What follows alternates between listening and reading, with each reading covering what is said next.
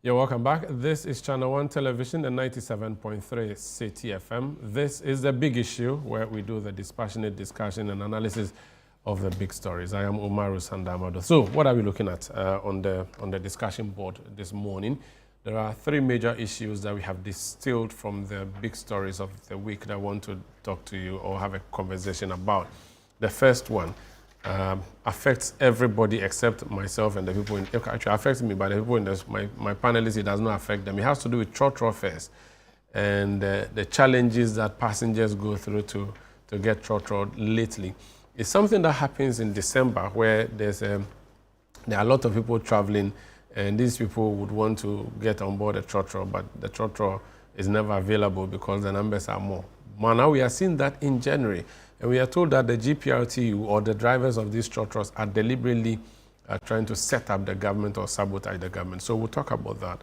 Then the Elephant Party, the NPP, is in the news again. They are preparing to go to the polls on 31st January to elect a flag bearer. But even before they do that, they are on an expulsion spree. They are sacking one of the most important people, not just in the NPP, but in this country, when it comes to national development and politics. Professor Kwabena Frimpong Boateng, he had his own issues as a foremost fighter against Galamsey, but notwithstanding, his contributions for the NPP have been enormous, and today the party is planning to remove him. Why? Because he said the party is a joke. And the third issue we'll be looking at has to do with the LGBTQI plus debate. You remember everything the NDC said against it in opposition. The claim now is that the NDC is promoting the very thing that it was fighting, and that there are teacher manuals that have been rolled out, which teacher manuals contain some description of what gender is. People were taking issue with that. Reverend Tim Fojo raised that. So we'll talk about that one. But the first topic we want to look at, and before I tell you what the first topic is, let me introduce my guest in studio. So, Professor Titus Bewo is a member of parliament, Beyo, not Bewo, member of parliament for Lambosie in the Upper West region. He used to be a member of the Ghana Medical Association, and then he ran away. Prof, you're welcome to the big issue. Thank you, and good morning to your viewers. How are you doing? I'm good. I don't think I ran away. You ran away from... I served the association faithfully, rising to the level of General Secretary. You ran away from the theater to go and be in the chamber. I mean, this is not fair. It's all in public service. It's all public service. Yes. Why are you wearing blue though? NPP colors, why? Oh, I don't think blue now means NPP. Oh, mostly. No. Okay. Good to have you, bro. Glad to be here. My next panelist... Good morning to the co-panelists. Thank you, good morning. My next panelist is... the NDC used to call it propaganda secretary. The NPP just calls it director of communication. But I think it's similar, is it not? Honorable Richard Ahiagba is director of communications of the New Patriotic Party. Efogan, you're welcome. Thank you, Mara. Do you dissociate yourself with the propaganda secretary title, or you accept? No, we don't accept that nomenclature. But it's a nice thing. But that's what you do. Well, it's diabolic. But you propagate your agenda. That's propaganda. You know the man who ended the name? Yes. And you see how he operates? Yes. Okay. I don't need to mention his name. No. It's a tag. I don't think he wants to continue. Oh, you are referring to the Bolshevik era. Yes. We chose the right one, and then they actually went with it also. They have because you bullied them into saying that thing is. But good things bully people naturally. Very well, welcome, Richard. Thank you. Good to see you. Nice to see you in the chair. Nice. My next guest is a former friend of mine. He's grown grey beard now, so I've dissociated myself from him. Duncan Amwa is the executive director of the Chamber of Petroleum Consumers. You're welcome. Sanda, thank you and thanks for disassociating. How are you doing? See, you're the young men. Right now, you fear grey hair, and it's okay. One day you grow to meet it. Until then. You're welcome, Duncan. Thank you, Sanda. So what are we starting with? Transport issues and challenges people encounter getting trotro in these past few days. My colleague in the newsroom, Niaikwe Okain, has a report of how people struggle at bus stops and bus terminals. Getting a car to your destination after work in Accra has often been time-consuming, highly stressful, and this has often been as a result of traffic congestion or public transport challenges. Today, the situation is no different here at La Paz, precisely the Las Palmas Junction, as several commuters have poured onto the streets in a bid to get transport to their respective destinations. Many are jostling to make way into the minivans that approach them to get on board to their respective destinations, and it's been a hectic one at that.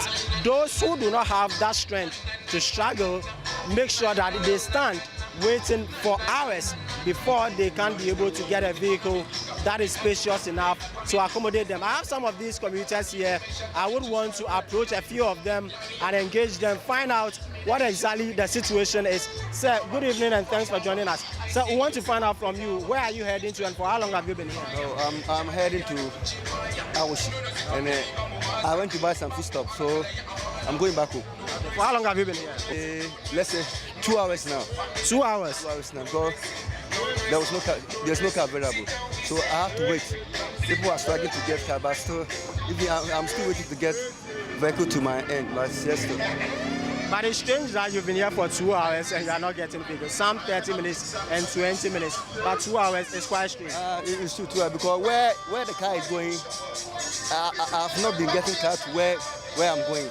That's why I've been here for a long. So I'm still waiting if I'll get vehicle. Is this your first time here picking a vehicle, or you come here every No, I used to be coming here. For the past 2 weeks, I've been coming here. And this has been the situation? Today it's been so hectic. I've not been getting vehicle. That's what I'm saying, almost 2 hours. I'm a butcher at Malata, selling meat at Malata butcher shop. So what are you doing here currently at La Paz? Yes, I've come to take a car to go home. Okay. Yeah, and I said I told you. For how long have you been here? I've been here about 15 minutes or at least 1 hour. Oh, really? Yeah. Just in search of car? Yes. To where? To Soto. Yes. And why? Why are you not getting a car? Because there are no cars. There are no cars, and people are standing in a whole queue for many hours. And right now, if somebody you want a trotro or a car to go home, you won't get unless you take Uber or Okada. And the Okada too is very expensive. But because of there are no cars, and you too, if you are a woman, then you want to go home and cook for your husband and your children, by all means, you have to take the Okada. So any amount they mention, you have to pay. Other than that, you stay up till some time. A very sad situation and spectacle there on the streets of Accra. This has forced the vice president, because the president is not in the country, it's in Davos. So the vice president went around yesterday to some of the state-owned transport terminals, and she made some commitments and announcements. Let's watch Professor Nana Jenopokwajiman. So we want to organize and expand our transport services to promote and improve access, to ensure affordability and security too for the motoring public. We are taking steps. So we are therefore taking steps to improve the public transport system, not only by retooling, but also, of the state services, but especially of the private sector too. And I hope that answers your concern about the support that you need. So that's Professor Nana Jenopokwajiman, the Vice President of the Republic. So let me come in studio and let me say that I have other guests who will be joining me via Zoom. Franklin Kujo is President of Imani Africa. He will be joining us in a bit. Dr. Bernard Abeku Arthur is an urban transport planning analyst. He will be joining us. And all the way from Abrochire, the man who chased the elephant to the bush, Dr. Arthur Kennedy, would be joining us if you know what I'm talking about. But let me start in studio. And I think, Duncan, it would be appropriate to start with you. You deal a lot with these transport organizations and also deal with the government on the management of our transport space. This new phenomenon we are seeing, it's sabotage, is it not? Sander, let me say good morning to you and of course to my colleague panelists and those joining us those at home. Sanda, things are getting to a head. These are systemic issues that we have refused to deal with over the years. We've appointed transport ministers. The only role that you see them publicly play, usually, is to call the transport unions to come and negotiate for transport fare adjustments, 10%, 5%. That's all they do. But if you look at public transport planning, it's been lacking completely. And so we sort of depend on a system that is not funded nor adequately regulated. Why do I say this? Most of the buses that we use, the smaller buses, the minibuses are privately procured.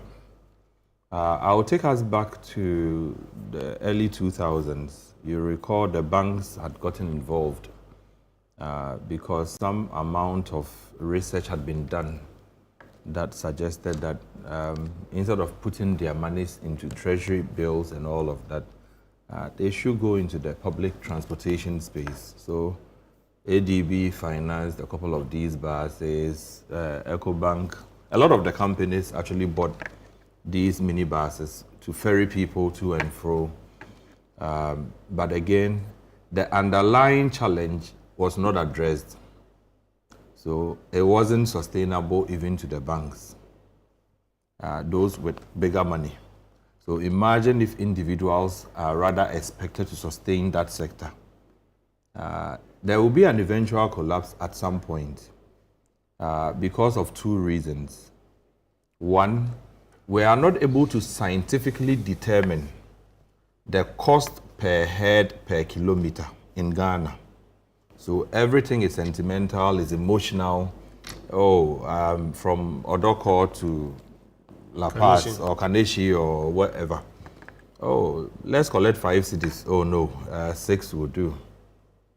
There's no scientific basis whatsoever. And in fact, we have advocated for that to become the norm for years. But do we have that anywhere else so that if I'm moving from Ashaiman to Accra, the number of kilometers will determine how much I pay and that I know how much I pay per kilometer? You see, Sanda, there's a very useful lesson from the petroleum sector where I usually would focus on. We are able to determine the cost per liter per kilometer.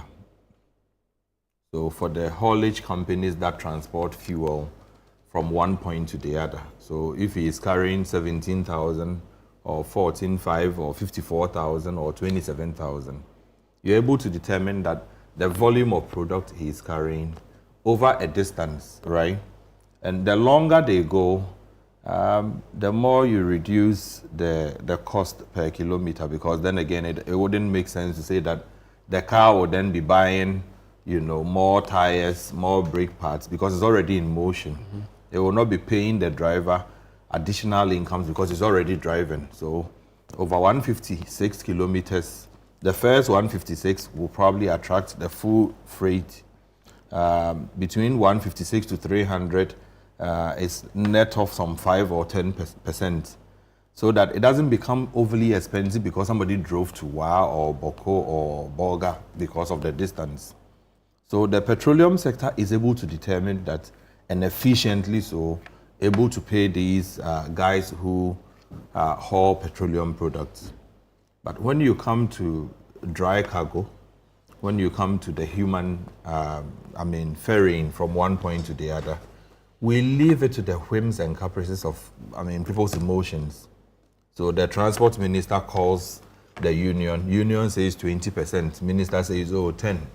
They haggle and juggle, come to 15%. Eventually, the union will still have a problem. Sanda, you know why? Their overheads would have been captured at the said meeting, right? But the state of their buses, and these buses, if you do typical finance or accounting, are to be depreciated over a period. If it is a 10-year period or 20-year period, the buses are already old. We are not thinking of replacing them or saving to be able to replace them. we only think of the fact that I need to go and buy brake pad. Brake pad is 150 Ghana. So I input that into my cost. And then I say, okay, if I'm able to get 5 cedis per head per kilometer, I'll be able to run and run effectively. So eventually, the guys that I knew some 5 years ago with some of these, but they've lost them. The second other critical factor is that we say in Ghana, your car must be roadworthy. And then we go to sleep forgetting that the road must also be a little car worthy, so that a normal vehicle with a 16-inch tire or a 14-inch tire can be able to ply it. Sanda, a lot of people are forced in Ghana to go for 4x4s, not because they want, but because of the clearance and the nature of our roads. Roads are so terrible in most parts.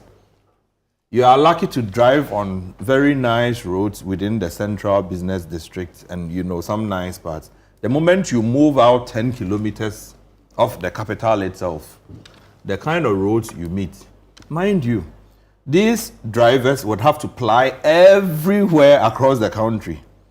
There are places you may not find even tarred roads. And so, Sanda, the kind of pressure that these drivers would have to undergo on a daily, driving a 14-inch rim, especially if you look at those with VITs, the Daewoo Matis in rural areas, the places like in Koko that had like the Lambusi. As Lambusi, yes.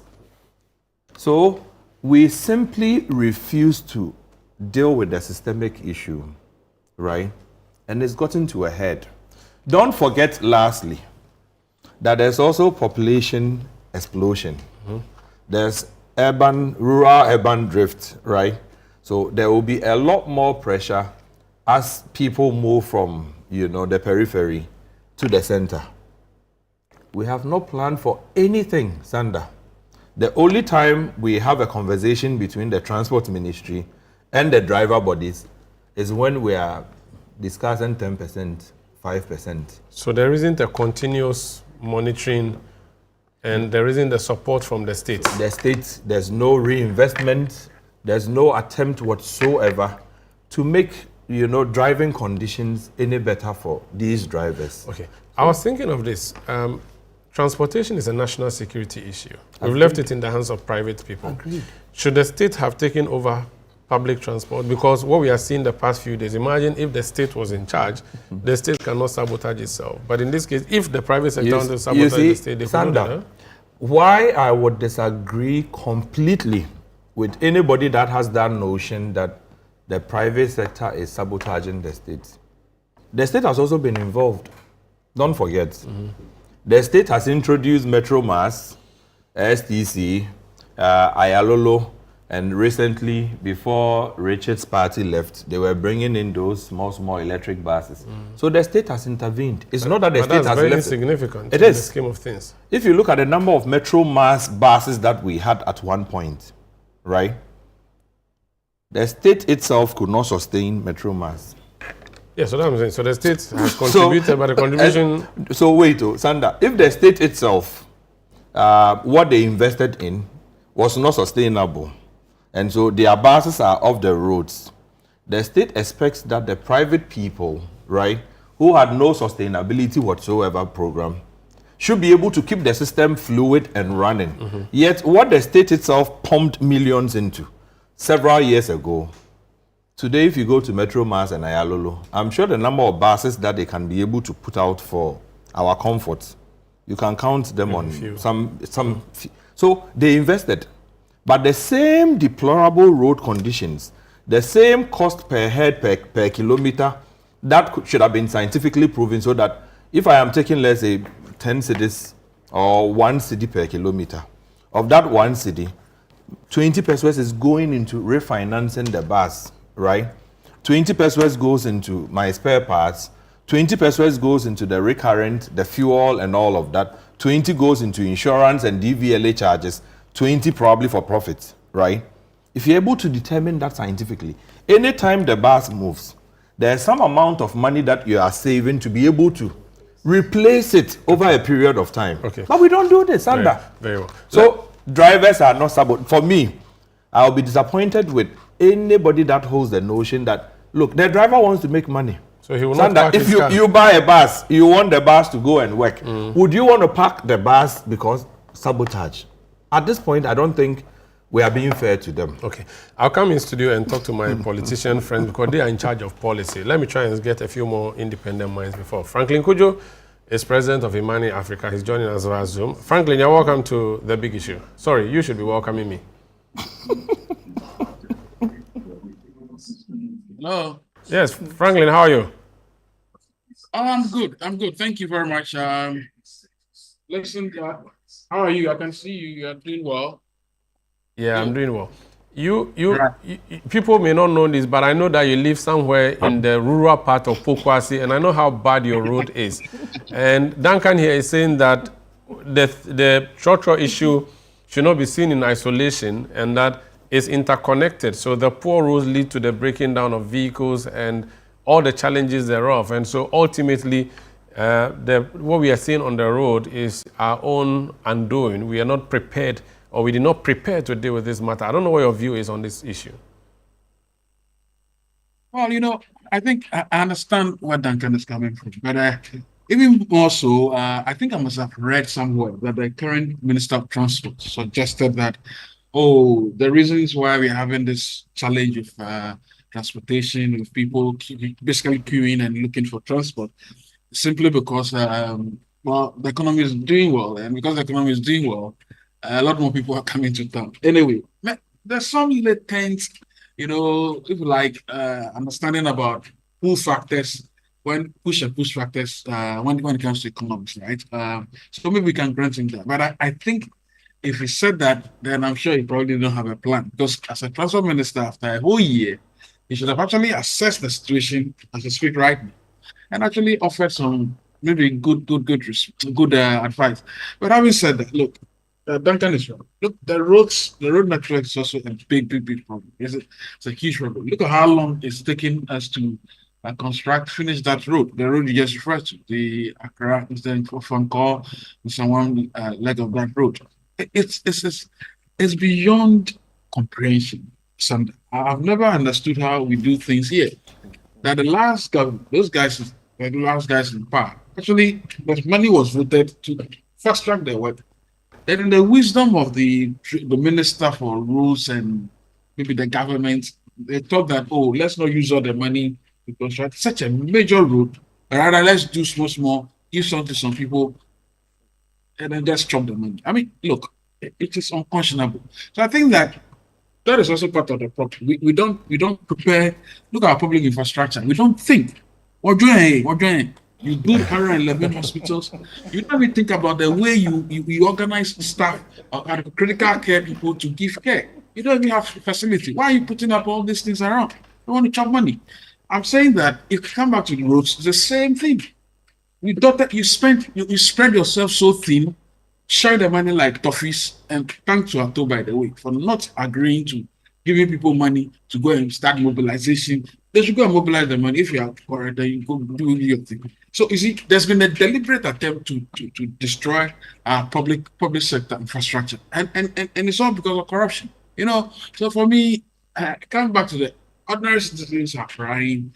Look at how long it took people, how long it takes people. In fact, anytime I'm coming through from the office, I just cringe. I feel so bad for people. I'm like, Charlie, what is this? This is not fair. So the things we do to ourselves as elites, we do to the country as elites, it's unconscionable. That road should have been done probably after, I don't know, maybe after 4 or whatever it is. We should have finished that road long ago. And the last guy had an opportunity, got an Exim Bank guarantee money, and decided that, hey, okay, well, I feel I mean, what kind of human beings are these? What kind of murderous, kleptocratic, wicked people are this? How do you do this to yourselves and do this to your country? Why? And the guys come and justify that. You need that to make sure. You need that to do what? When a major road like this, look at the Cape Coast road. It is just. I'm so surprised that it's a matter of time, is it not? They've been frantically working on it. Oh, please, what time?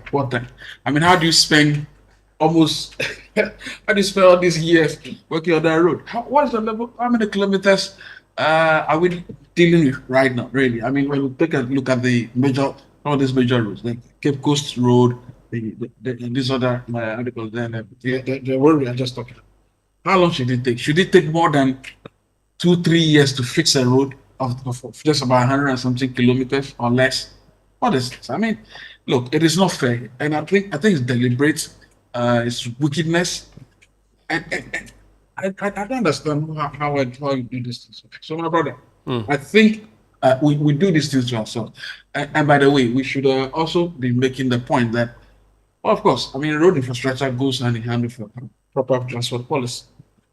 As forever, the state has never been good at managing public transport. We all know that, right? We all know that.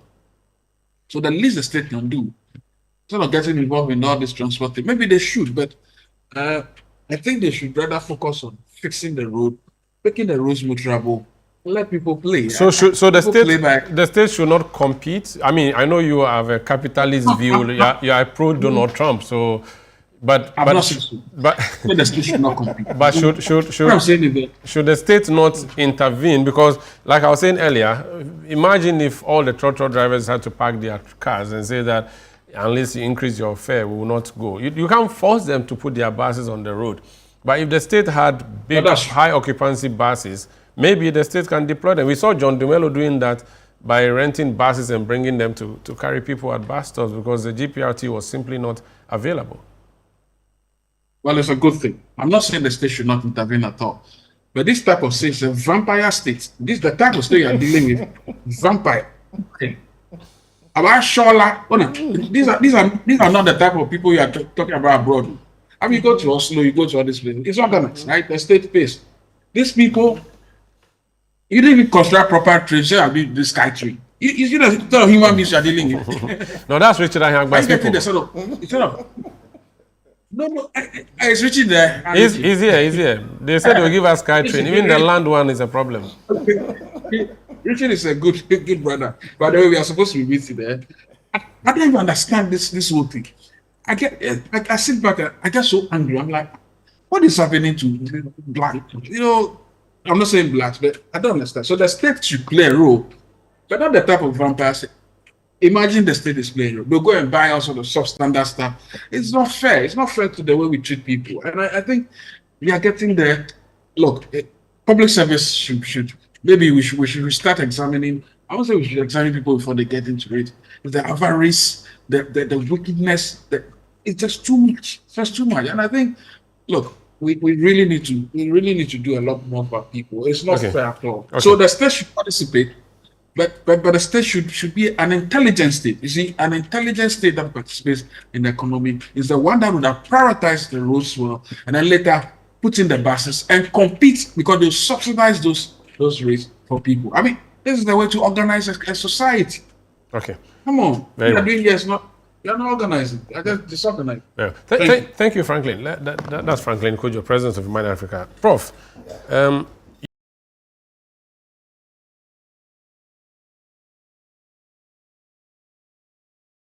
which you belong to, which is in government, has said that it is going to do what is called the big push, which is focusing on roads.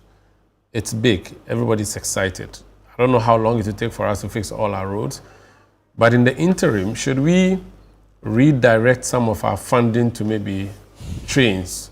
Because I always make the point that if we fix transportation, we would have fixed half of our problems. Yeah. Imagine if we had a train that would move from Accra to, in fact, and I say this embarrassingly, that the only working commercial train we have in Ghana today was brought into this country the year I was born, 1987. It moves from Tema, Asoprochona, to Accra in the morning. Then it will wait in the night, it will go back.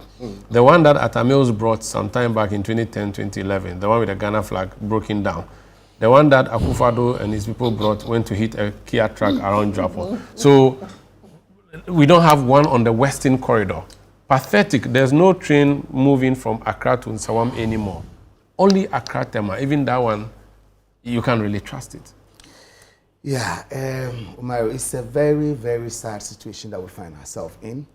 I would want to first empathize and let the traveling public recognize that we feel the pain, we all suffer it, and we do hope that we can improve the situation. And also appreciate the stopgap measures being put in by government. These are only stopgap. We really have to look at this holistically. We appreciate the efforts of the Minister for Transport, the Vice President immediately intervening. It's a sign of a listening government that is willing to assuage the suffering of the people. And also commend my colleague John Dumelo for what he did yesterday. But if you look at what has brought us here, really, we can find remote causes and immediate causes. The immediate causes are, first, the roads is one, resulting in a lot of the vehicles broken down, as Duncan has alluded to. The other one is that, you know, there is a sudden return of people to commercial activity following the break. And so you would expect that there will be low activity in terms of transportation during the holiday, but there is a peak just before and a peak after. So we are suffering that peak. This is not entirely new. I think it will settle. But it's really a reflection of the very lack of planning and deliberate effort to tackle our transportation. So that takes us to the remote causes. And number one is what you have mentioned. The unimodal mode of transportation in this country. We have said this, and I tackled it not from the point of view of a transport expert, but from a medical point of view. When we looked at the carnage on our road, way back around 2018, and then in the early 2021, in fact, the GMA, Ghana Medical Association, did an entire conference on transport and the road traffic accident. And it was a clear recommendation that to the extent that we have just a unimodal form of transportation. Please explain unimodal. Some of us, we didn't do science. Okay, I mean, you alluded to it. If you go to most countries, you have other modes of transport. We are not depending exclusively on the road. Here, so there's train, there's water transport, there's air transport. There's air transport. Even on the road, in the big cities like this, you'll find trams. There's even zip line. No, I mean zip line, the rope that you climb and cross. Fine. Yes. So you realize that any country that has tackled or is thinking about population expansion and all of that, wanting to reduce carnage on your road, will have to deploy multiple forms of transportation. But we have consistently emphasized on only road transport. Unfortunately, no matter what we do, we will never be able to solve this problem to the extent that we focus on the roads. The roads are important, but we have to add other modes of transport. You've mentioned the train. Look at what the trains can do to us. If we had commercial train, cargo train, one, the roads will last longer because these heavy trucks crossing to Burkina, crossing to Mali that are damaging our roads will not be there because the cargo of the rail will complement this, and it will be quicker, it will be cheaper, and so they will not damage the roads for us. Because of that, there's a lot of pressure on the roads, and the roads are not able to sustain. I can understand the concept of the big push infrastructure and why His Excellency has to come in, because it is an immediate to intermediate long-term response to our years of neglect on the road. And when you are saddled with such situation, you have to start from somewhere. We do recognize that we need the roads. We do recognize that you need trains. We do recognize that you may need some metro stations and all of that. But in the meantime, what do? We've had consistent year of roads. But what is the result? Not one proper motorable roads connect any other regional capital to the national capital. Just give me one. But they left behind the one connecting to Cape Coast. It's still on, but they were working on it when they left. Was it more trouble? No, but it's dust, a lot of dust. But maybe when the dust settles. At this point, Duncan will have to tell us the kind of car you use. Because I live in the Kaswa enclave. I use Tico. And for the car I use, that road is not very motorable. Yeah. So if you are moving from Accra, just mention anywhere. And you struggle to get to one regional capital from the national capital by one good road. after several Not years. to talk about regional capitals connecting to other regional capitals. After several years of road. So what have we done to ourselves? It is in that direction that His Excellency felt that, look, let's bring this big push, try to open up the country. But I would say it is commendable, but will not solve this problem. It will improve our transportation, but there will still be the associated carnage on the roads. What do you think can solve this immediate problem of what should be done? What should be done to the private sector? So my immediate solution, to the extent that we still depend on the roads so much, that is the immediate, is that it must be government-led. But my issue private sector. We are moving the conversation to road, but the issue now is that trotro people are not available, either deliberately or not deliberately, to ferry people. Exactly. What should be the immediate solution to that? So the immediate solution, I think, is that, and I think yesterday the Vice President intimated that, and I said these are stopgap measures, and I want us to emphasize that they are not permanent solutions, that we need to have proper engagement, we need more buses on the road because private buses have broken down. Is either with the improved economy, there can be facilities for private owners to also buy new buses. And we have to support them. They must get realistic fares. As he has mentioned, look, if you bring 100 new buses, even the government struggles to maintain its own buses. How much more the private person? So we have to either we know the operators, either give them loan facilities with very low interest rate to be able to buy. That will bring an immediate relief. But going forward, we must be able to pay them something realistic that will allow them to be able to maintain these buses.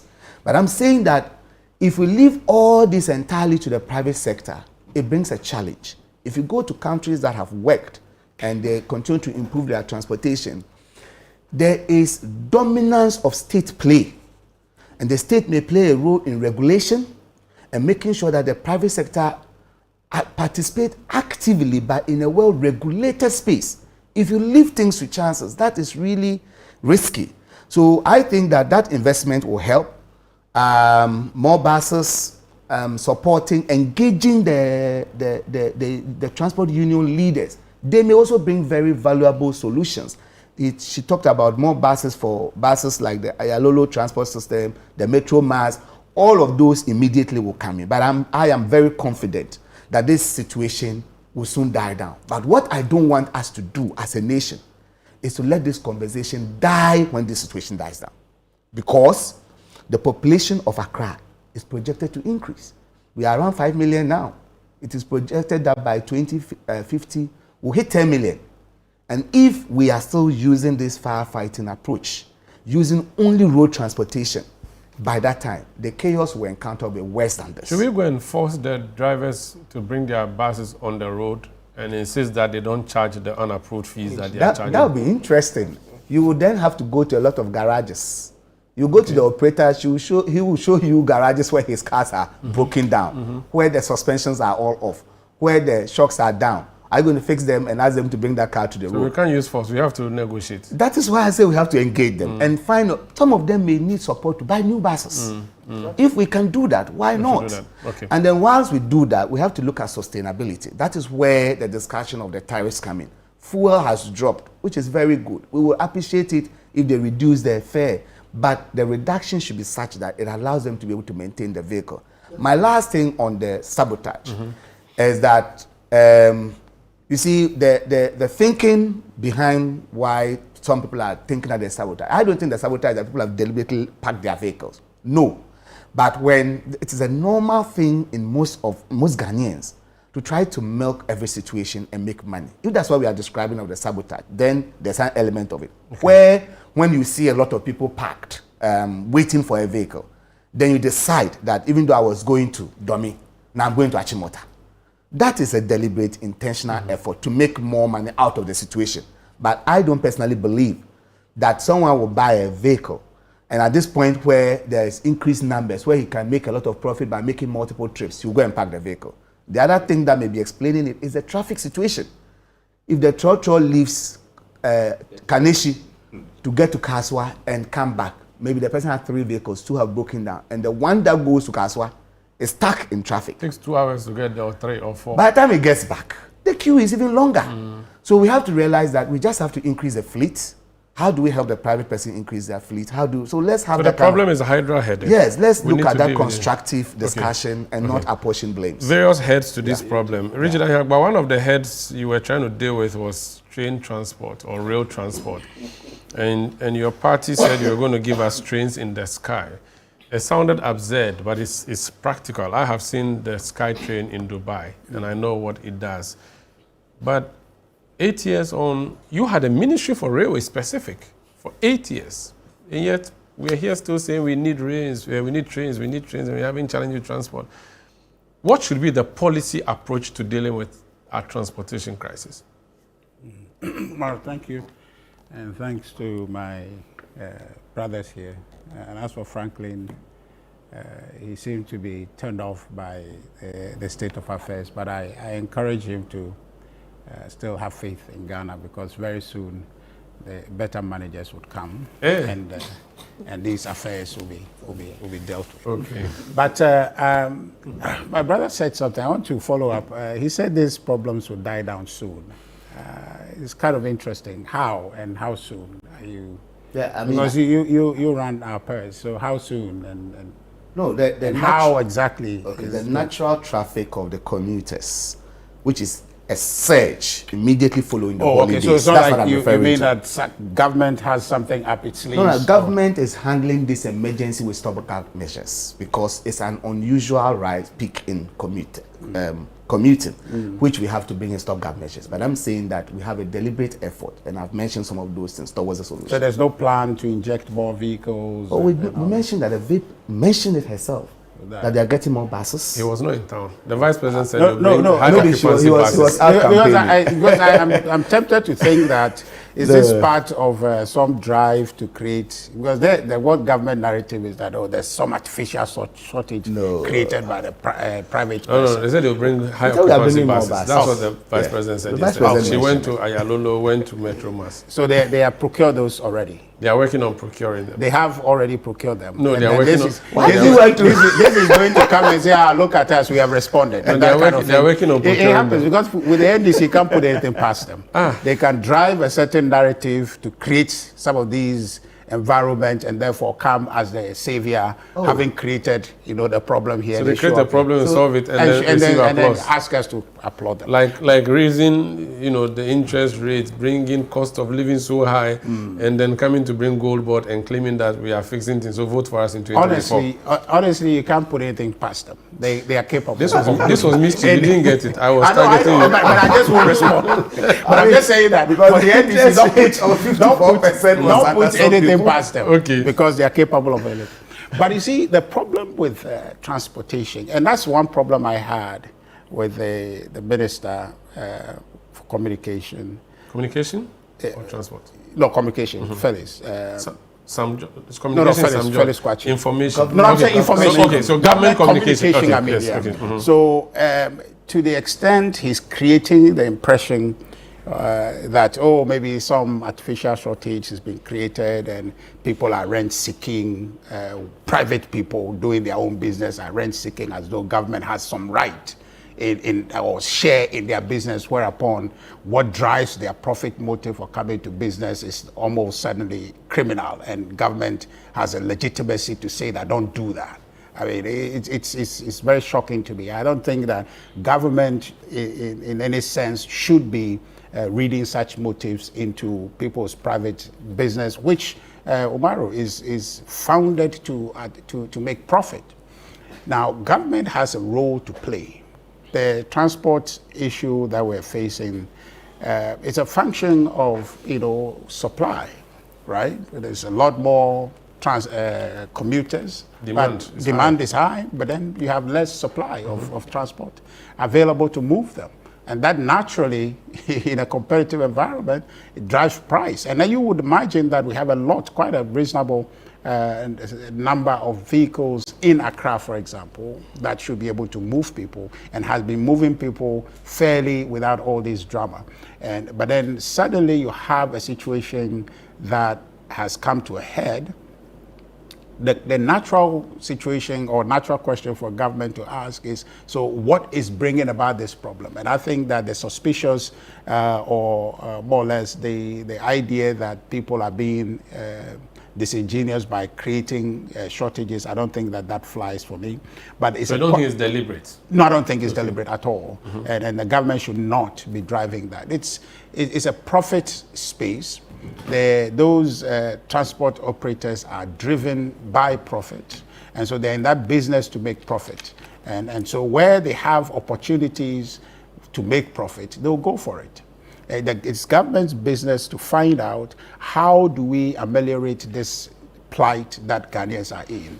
Commendable, others have come up, I think the Dumelo situation you are talking about, come out to support his constituents and the rest of those. Those are ad hoc interventions that are there. But the more sustainable approach beyond the road issue, which is actually the NDPC has a framework which deals with, I think, from 2018, 2047 or so, we're supposed to achieve a certain road infrastructure development benchmarks. And once we do that, it will feed into the entire transport issue.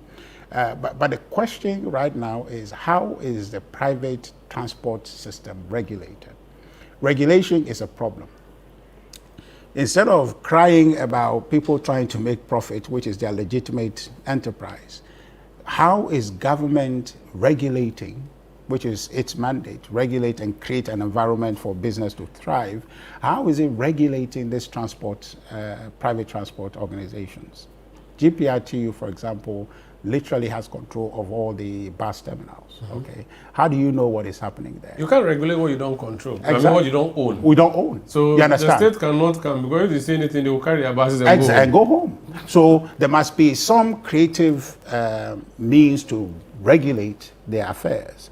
In fact, in that NDPC framework, there is an aspect of it critical, which is to empower the MDAs, so municipal assemblies, to play a key role, the MMDAs, in terms of how these transport people operate, so that the lorry parks and the rest of those will be co-managed and ensure that there is some oversight to ensure that these things are done properly.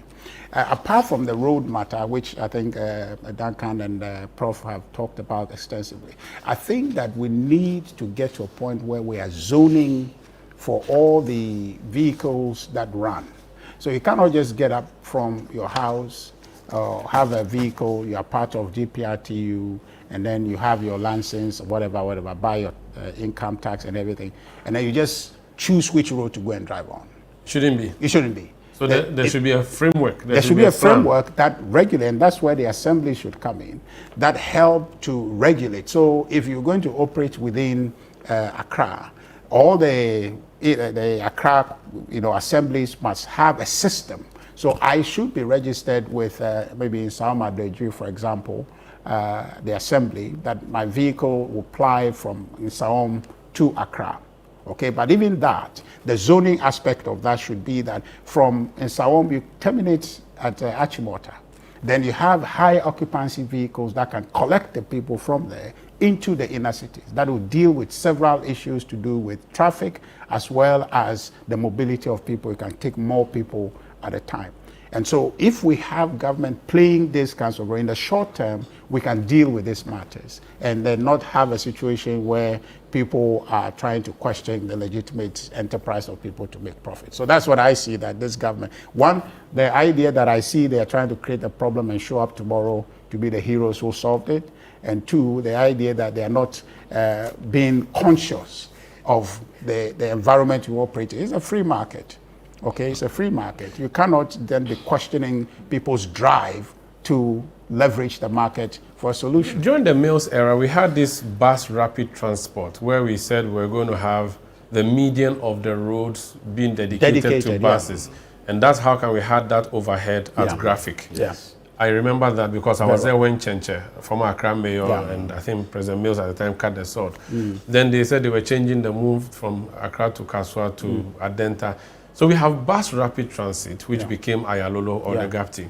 Those buses are sitting at Adenta. Sure. We haven't deployed them because the problem is that you want to sit in a comfortable bus with charging port, air conditioning and everything, and yet it's moving at a snail pace. So what's the point of bringing high occupancy buses when you don't have dedicated lanes? The issue of dedicated lanes, and there's even this conversation around working on letting, peak hour lanes, so that you let people, if for instance in the evening going to Nungwa there's a lot of traffic, so open more lanes on the other side. I don't know if you think that we should make it a law. Elsewhere it is done, because which way traffic is moving, there's more dedication. So even on this side you can have those maybe from the evening traffic, people are going to maybe Adenta, for example. You dedicate this other extra road to them to be able to use. That's an ingenious way to solve the problem. But you see, I think that in the immediate term, rather than, instead of constructing, of course, that's a long-term solution where we can construct additional roads and dedicate them to certain buses and all of that. The zoning idea, if looked at properly, you see, when you from in Sawam all the way to Achimota, okay, barring the issues at Amasama and a little bit of traffic there, it is fairly straight. Okay, there isn't too much traffic to come in there. So when you come there, the bulk of the vehicle that are bringing people from there, when they terminate there, let's say about 50 cars does that. Okay, all the people come into Accra, about 50 trotro cars bring them.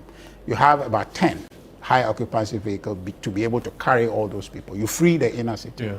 So from Adenta all the way, when you get to, say, for example, Atomic, for example, you terminate the high occupancy. So you reduce the traffic in the space and have these vehicles move people. Okay. You can do that and sustain the situation until when you're able to expand the roads and have dedication, and that discipline grows, because you have a dedicated lane and other people are driving into it and create traffic.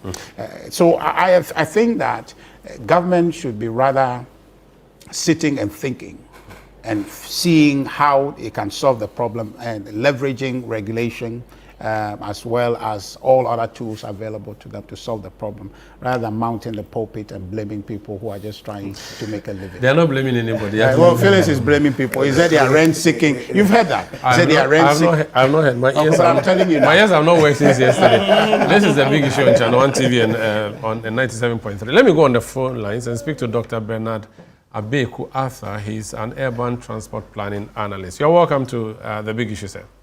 Thank you, Omaru, and thank you to the panel. I've been to Kenya. I was in Nairobi, and I took a tuk-tuk. Not tuk-tuk, the other one. The tuk-tuk is tuk-tuk is the Pragya, Matatu is the Atrotro. I mean the motor one. The motor, they have a name for it. Border, yes. That's what they call it. Yes, border. I took a border, and I ordered it via the Uber platform. Now, what I noticed was that there's a circle that has been done in the inner part of the city where the border is not allowed to cross.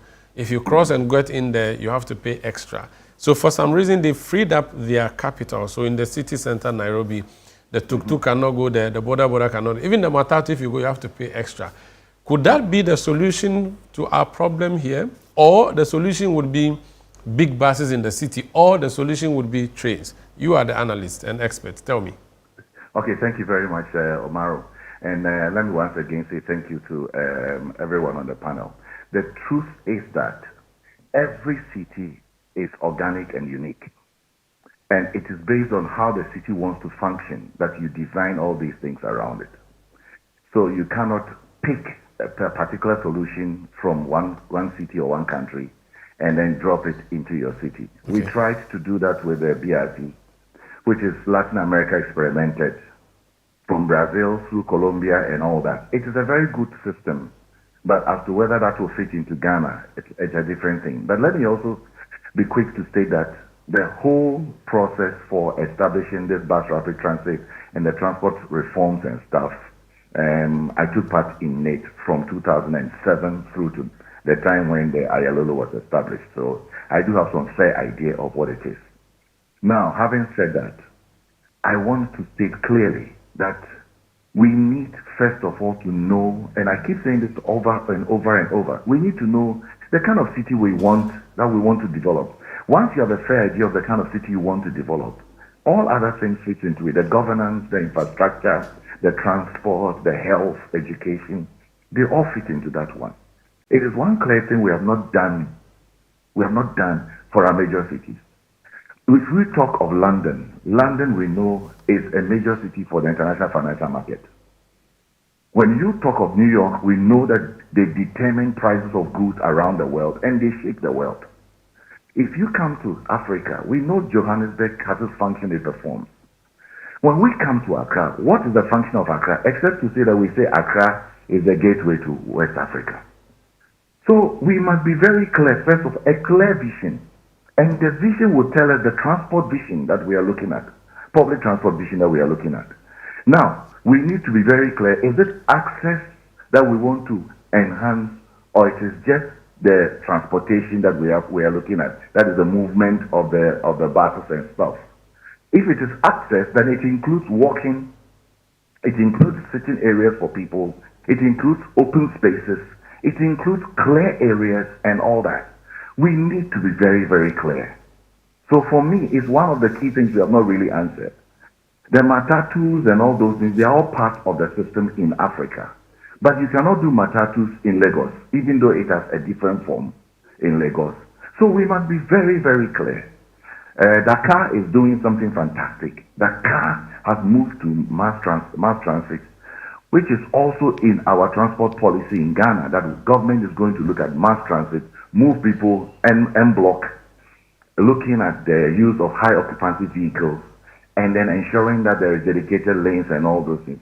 That is how we want to go. If that is it, let us go that way.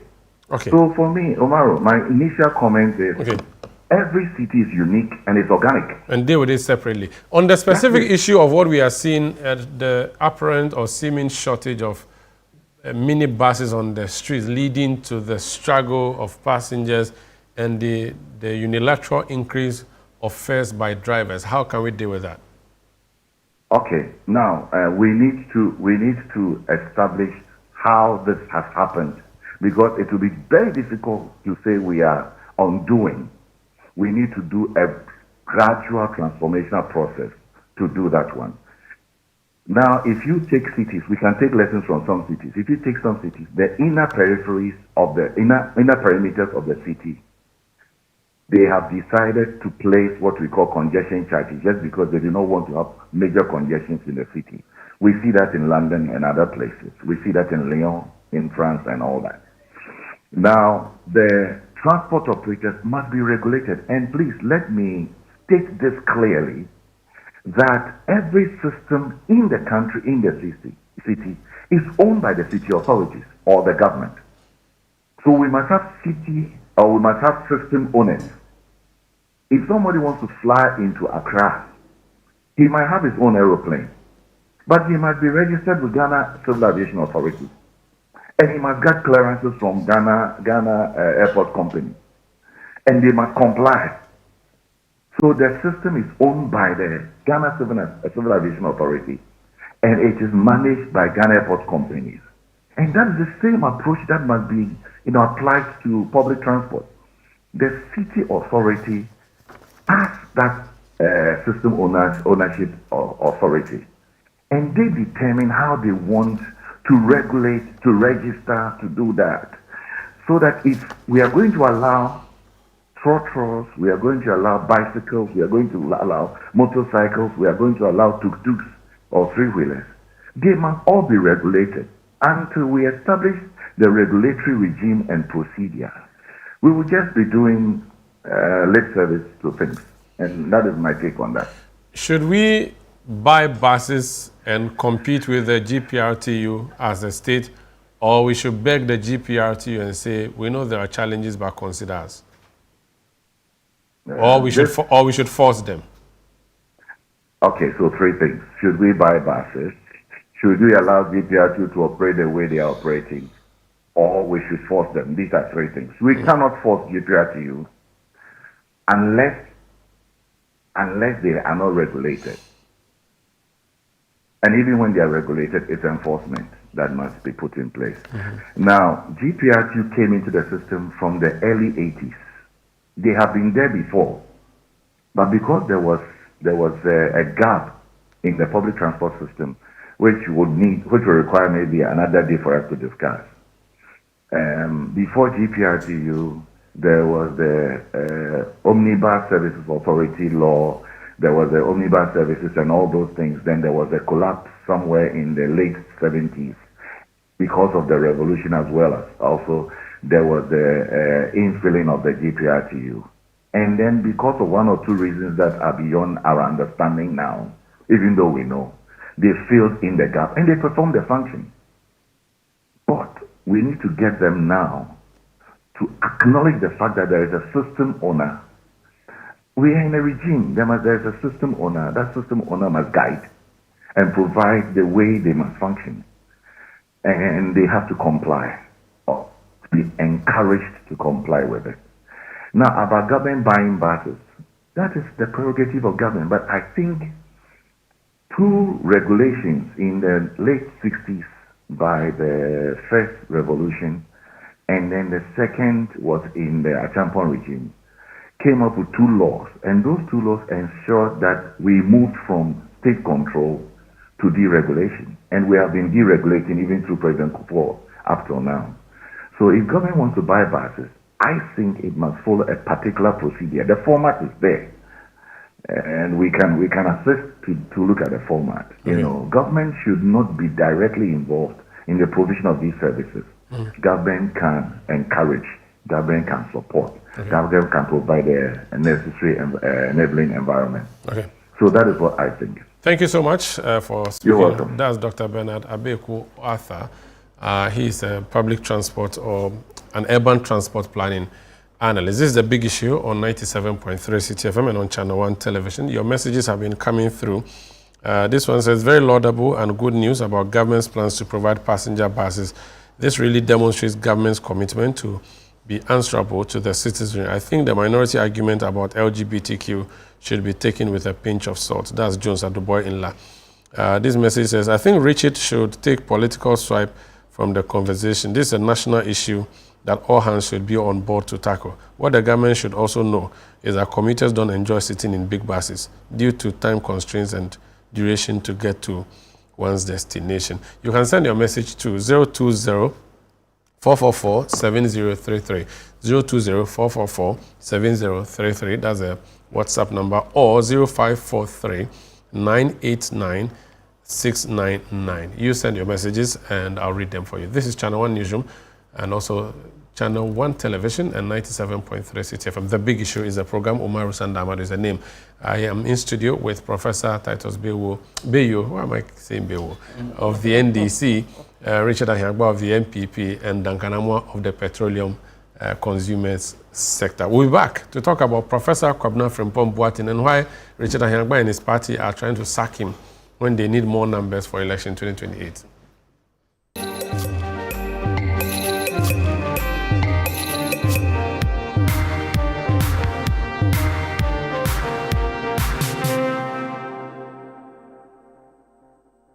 In a world filled with challenges, we all need guidance, hope, and a lifeline to anchor us. This is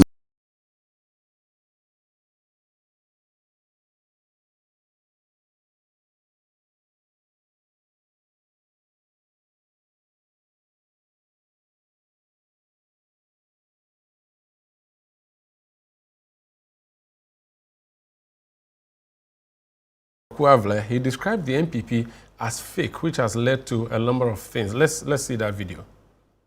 The present NPP is not NPP, it's fake. What? Yeah.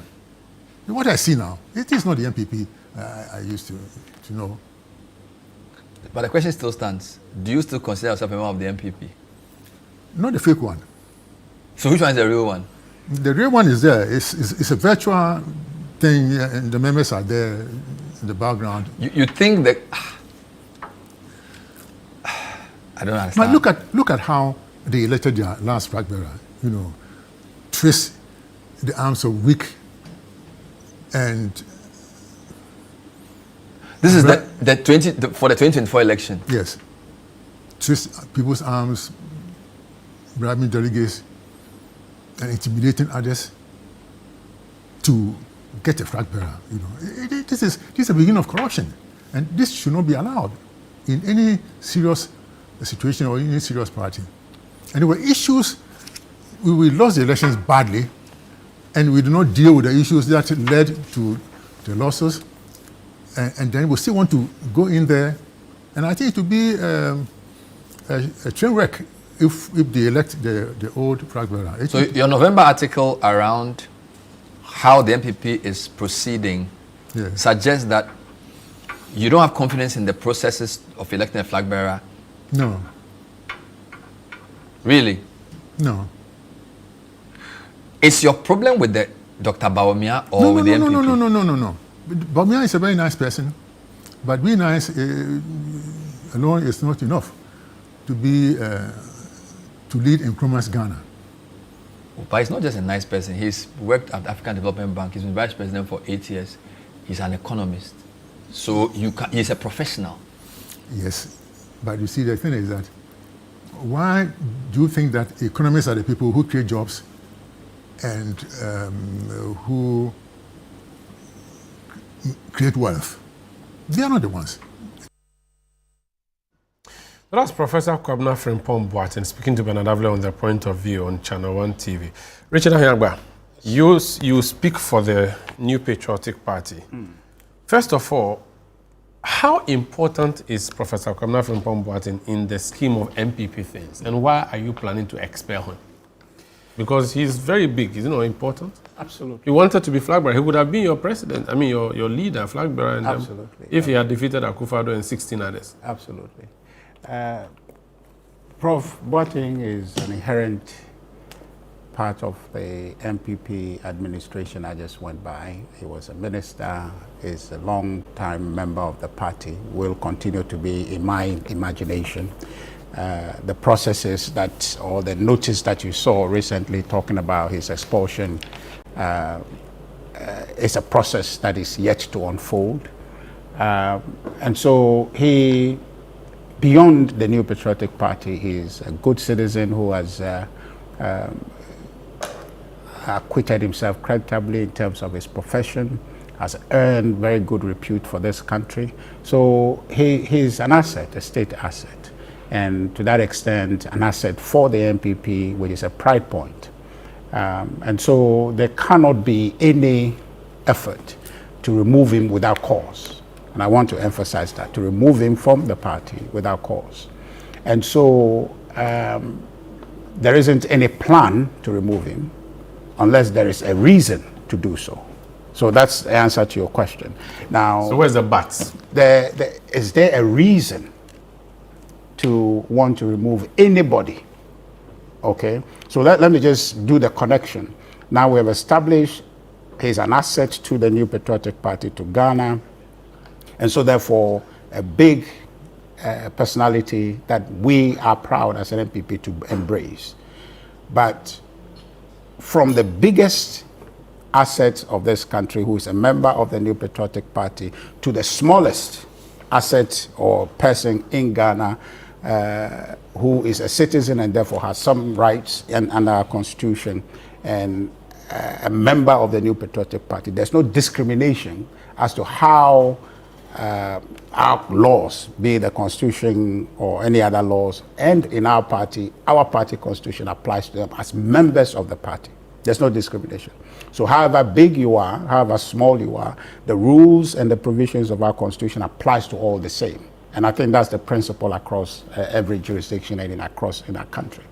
And so there can only be a reason why you ought to be removed. And if you have to be removed, it shouldn't be with reference to your stature. It should be with reference to what the reason is for which any process like that should. Talking about reason, so his reason for saying that your party is fake, he has outlined that. He has explained that the current NPP leadership is not fit for purpose. As a member of an association, is he not allowed to criticize it, which is what he appears to have done? Yes, but... Or you don't accept, you're not tolerant of critics? You can, except that as a party we have rules within which people should engage. Otherwise there will be chaos. And so as a member, there's a burden that I carry, that Prof carried, that a new person who registered to be part of the NPP carries in terms of his conduct. And it's a duty that every member has. And key among that is a duty to protect or to promote and defend the good name of the party. Now, if you put that side by side, what the Prof has said, I am not going to pronounce judgment. It is only the disciplinary committee of a party that can reach that conclusion. But it falls short, on the face of it, of promoting and defending the good name of the party. To say that, I'm not even going to go to the question of the leadership fit for purpose or not, but to say that the party as we have it is fake is an indictment to a party that Professor Frimpong Boateng, with all his attainment, okay, would consider being part of a party that is fake, okay, and say so about his party. A party that has governed this country and has brought Ghana to where we are. I don't think that is proper for any group of people, okay, to have a situation like this. It's like President Mahama going out there and saying or bad-mouthing Ghana. As citizens will have to call him to order. There could be a basis to impeach him because he promised, he pledged, actually swore to uphold the Constitution. And so that's contrary to the provision of our party constitution that says that you as a member must be able to promote and defend a good enough party. Doesn't mean you can't criticize, but there's an environment within the party, within which you can then bring those criticisms to be addressed. So where did he cross the line? Is it the word he used that made him cross the line, or because he made it public? Yeah, yes. So there's an internal environment to address that matter. So including the party leadership is not fit for purpose. You can criticize that. There's an environment within the party. So you should say it privately, not publicly. No, not you can say no. Within that environment is public. But you have 4 million party base, you claim. And yes. If he doesn't say it on the point of view with Bernard, how would those people hear that this is view? Well, the people who are, of course, so you can look at the functional structure of the party. So from national all the way to polling station, those are the people tasked to deal with the concerns he has raised. With one, the party is fake. 2, the party leadership is not fit for purpose and all of that. There are people functional in the role to deal with that. So if, as a matter of making that point, it means that there is a certain way of doing things that people are not doing now. So that environment provides the space for him to then make that recommendation to say that I think that the leadership is not fit for purpose because A, they are not doing this, B, they are not doing that, C, they are not doing that. That internal environment will take it on and deal with it. The question that perhaps you must raise is that has Prof leveraged that environment? That internal. So he didn't exhaust that. Did he actually? Well, exhaust means that he has started and he didn't even start. So is there any evidence that he has tried that? Okay. Right, and then therefore was not given a hearing, and the only recourse he had was to come and say it there. So now you are planning to sack him. So it is not.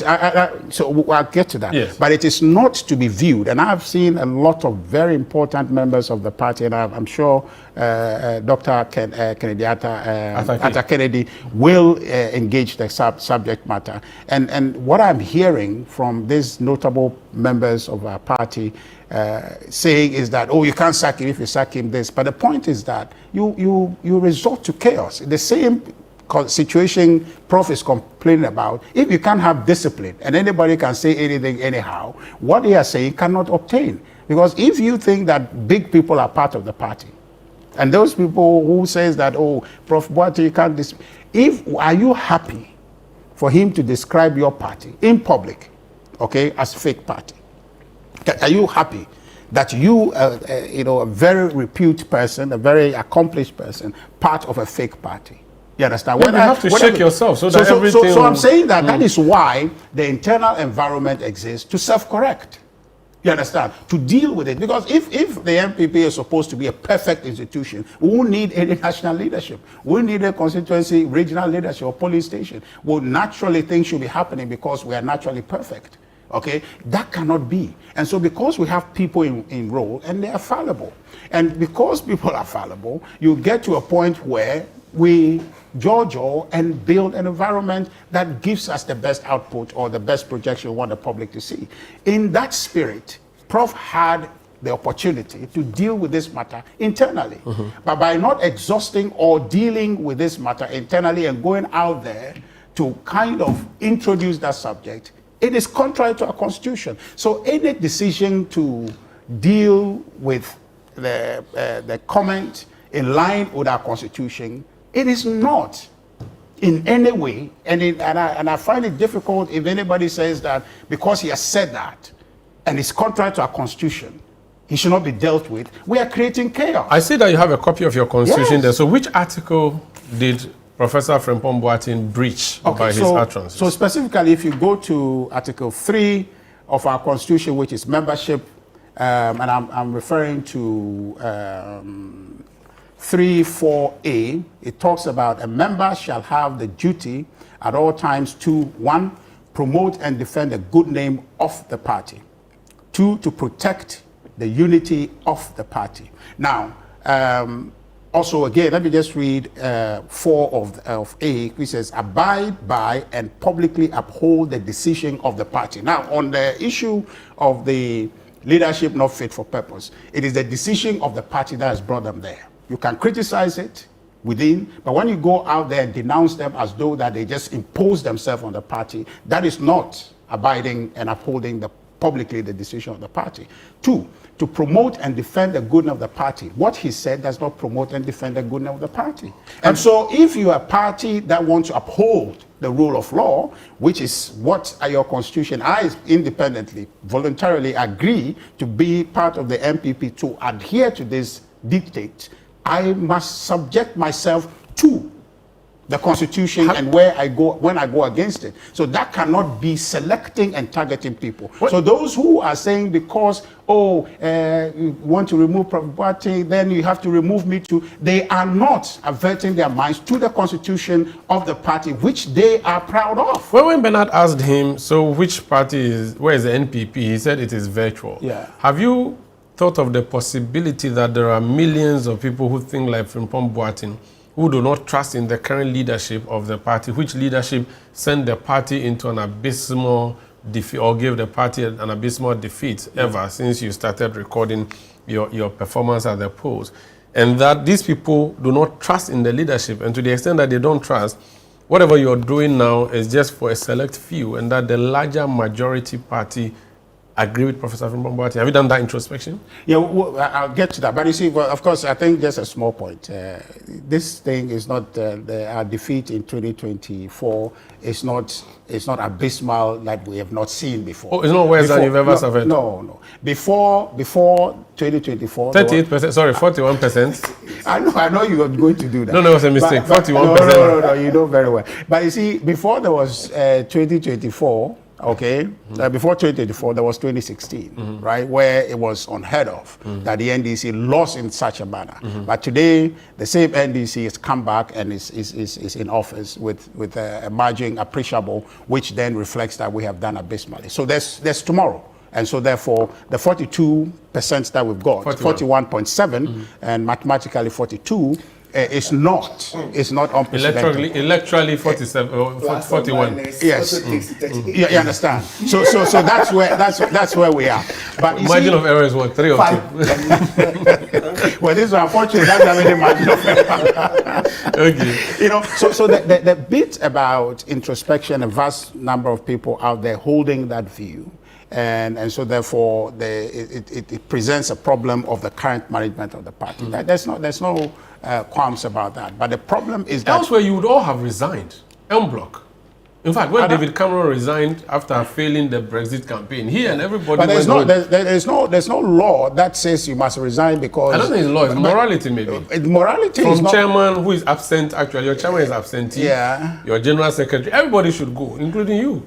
Well, I have no problem with that, but I'm just saying that it is not any standing order or any law. It's good conduct if you want to. But the point is, I'm coming. The point is that whether these matters are out there and people have concerns, okay, it does not give you the leverage to go attack out there and contravene the constitution. So it's not nice, but don't say it's not nice. No, you say it. I'm saying that there's an internal so environment. Say it where? That's what he said. No, we have, if you go to Article 3, I told you about, Article 4, which deals with discipline and grievance procedures, you have that opportunity to then petition or write to say that I have noticed that the party has become fake internally, and so therefore these are the reasons why I think it's become fake, and these are the things I think you must do to unfake it. I'll come back so you explain to me why you want to remove him even though you have not written a letter to him. Yes, let me just conclude on that matter. Okay. I wanted to come back to you. I wanted to give you the last bite. After, because all of these people, they will attack you. So I want you to... So the point should be made that Prof is not being targeted. Any effort that is underway following the issuance of the letter of the General Secretary is not a conclusive. It's not the letter. It's not saying we have dismissed you. It is an invitation that the process will be kickstarted, and that process is consistent with our Constitution, and it should apply to everyone, including myself. And I've made a point that certain things I'm not happy about, I can't say them. If I want to say them, I'll say it in the internal environment. But if I come here and I say them, I should be ready to subject myself to the discipline. I'll say it. Tell me. Well, it will be you that is saying, not me. Okay. Dr. Atake, you have once chased the elephant into the bush, and I remember the fight you had with the NPP at the time. Does it sound familiar or too familiar? It does, and my greetings to Mr. Ahiable. He did a valiant job in trying to defend the indefensible. You know, Professor Frimpong Boateng is a member of the NPP and subject to his rules, but he's also a Ghanaian citizen with rights. It will appear to me that our constitution guarantees freedom of expression. And I think that my brother Richard and a lot of other people kind of don't seem to be able to make up their minds as to whether a political party is a public institution or a private club subject to private rules. I think that Professor Frimpong Boateng was standing firmly on the rules and constitutional privileges that he enjoys as a citizen.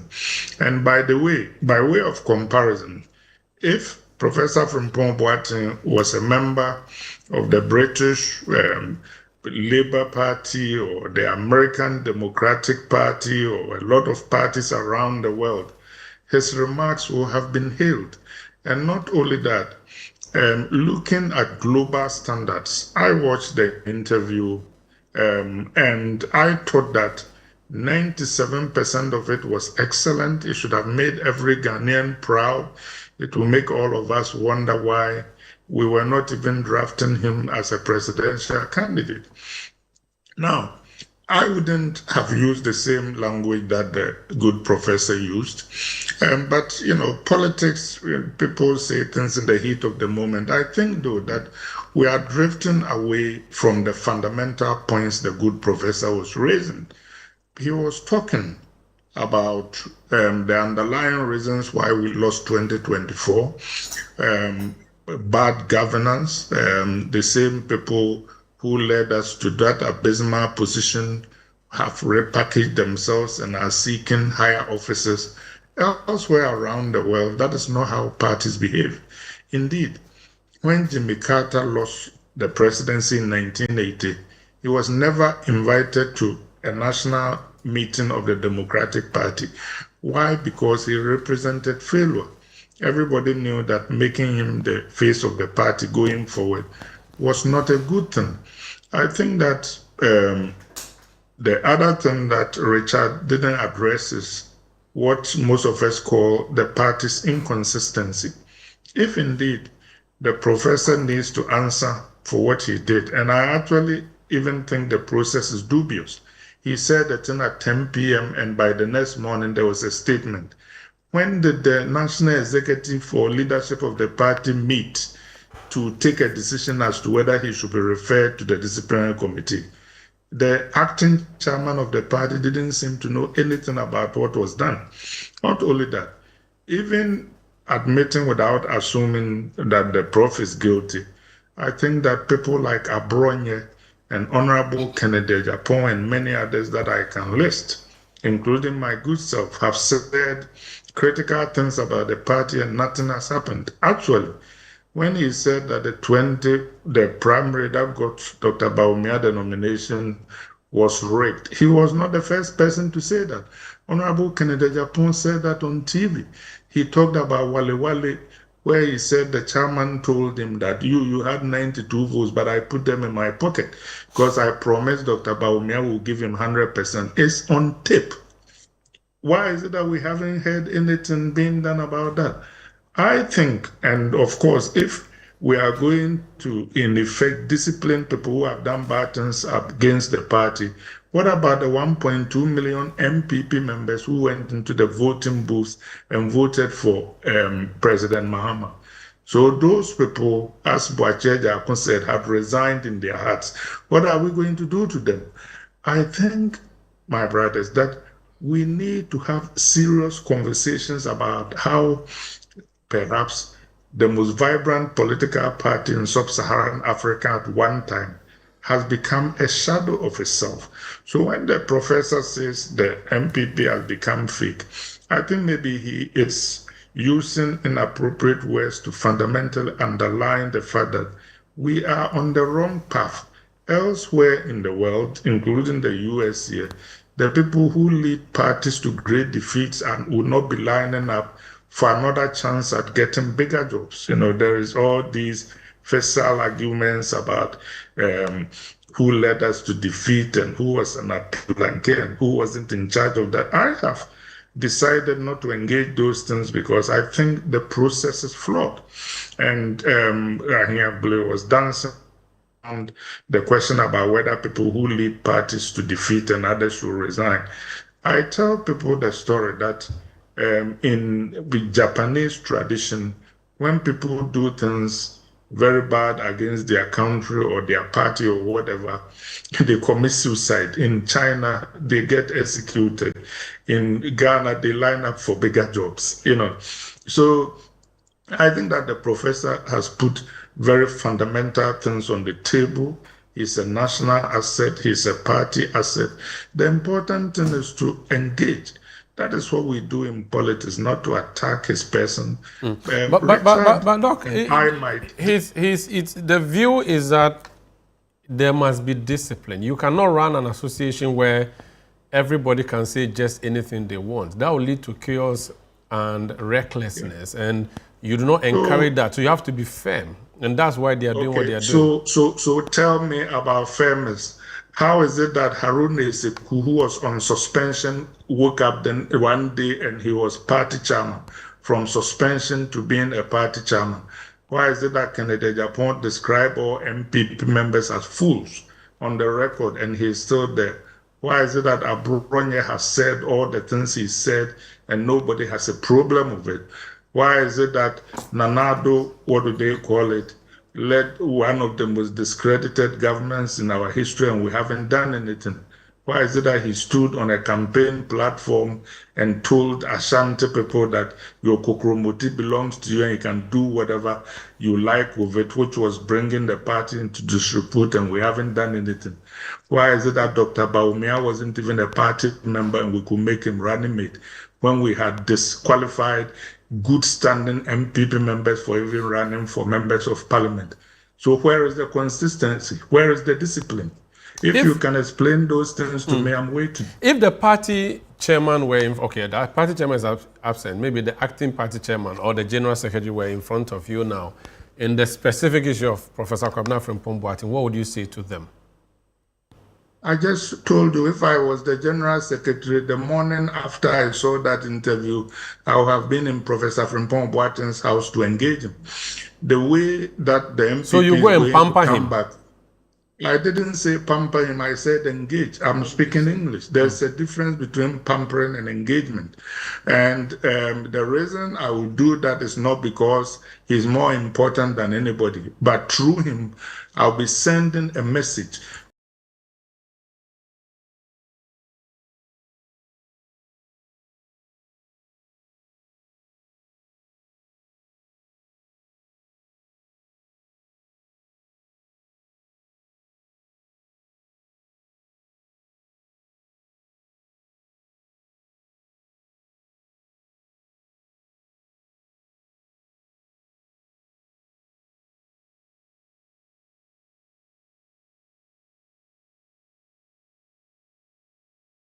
people who entered the polling booths and decided to vote for President Mahama, that you can come home. We value you.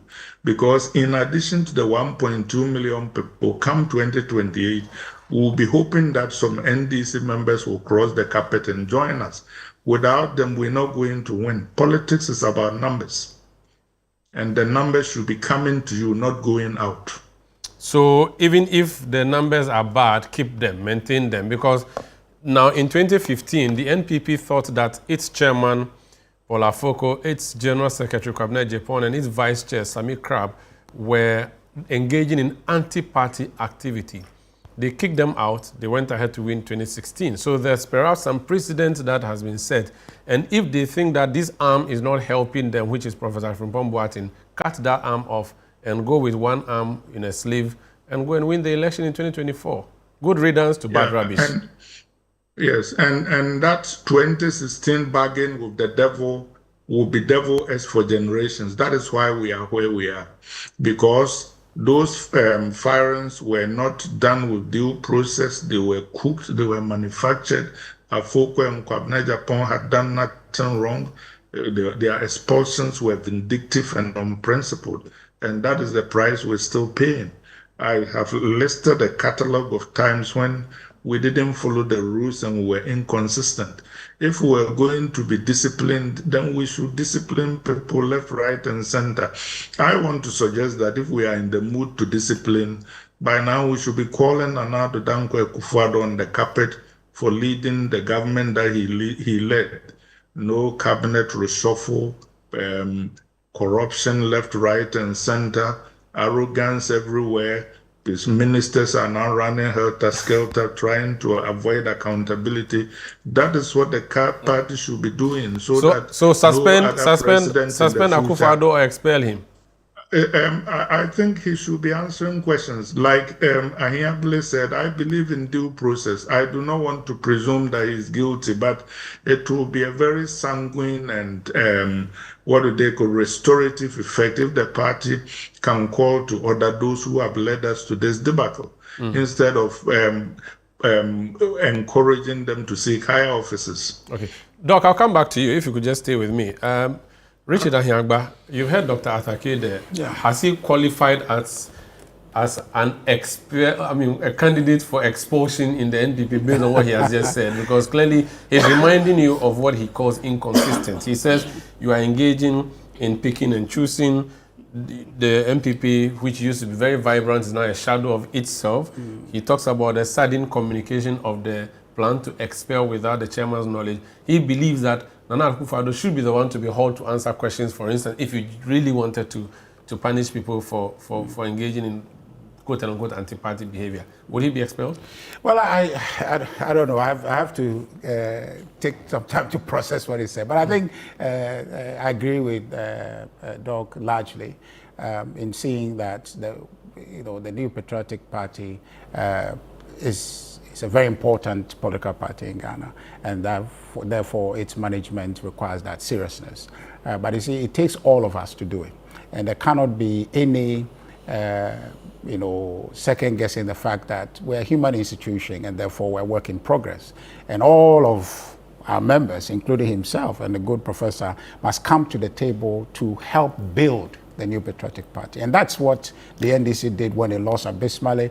Nobody thought the NDC had a chance of ever winning again. In fact, President Mahama, it was conclusive that there was no way he was going to come. And initially, when he started... Until you came to give him a wonderful opportunity by messing up. But naturally, it's a terminal election that he won. He didn't win 4 years after. Terminal election in Ghana, you've seen that this Fourth Republic, the 8-year cycle is there. So 8 years was a terminal election.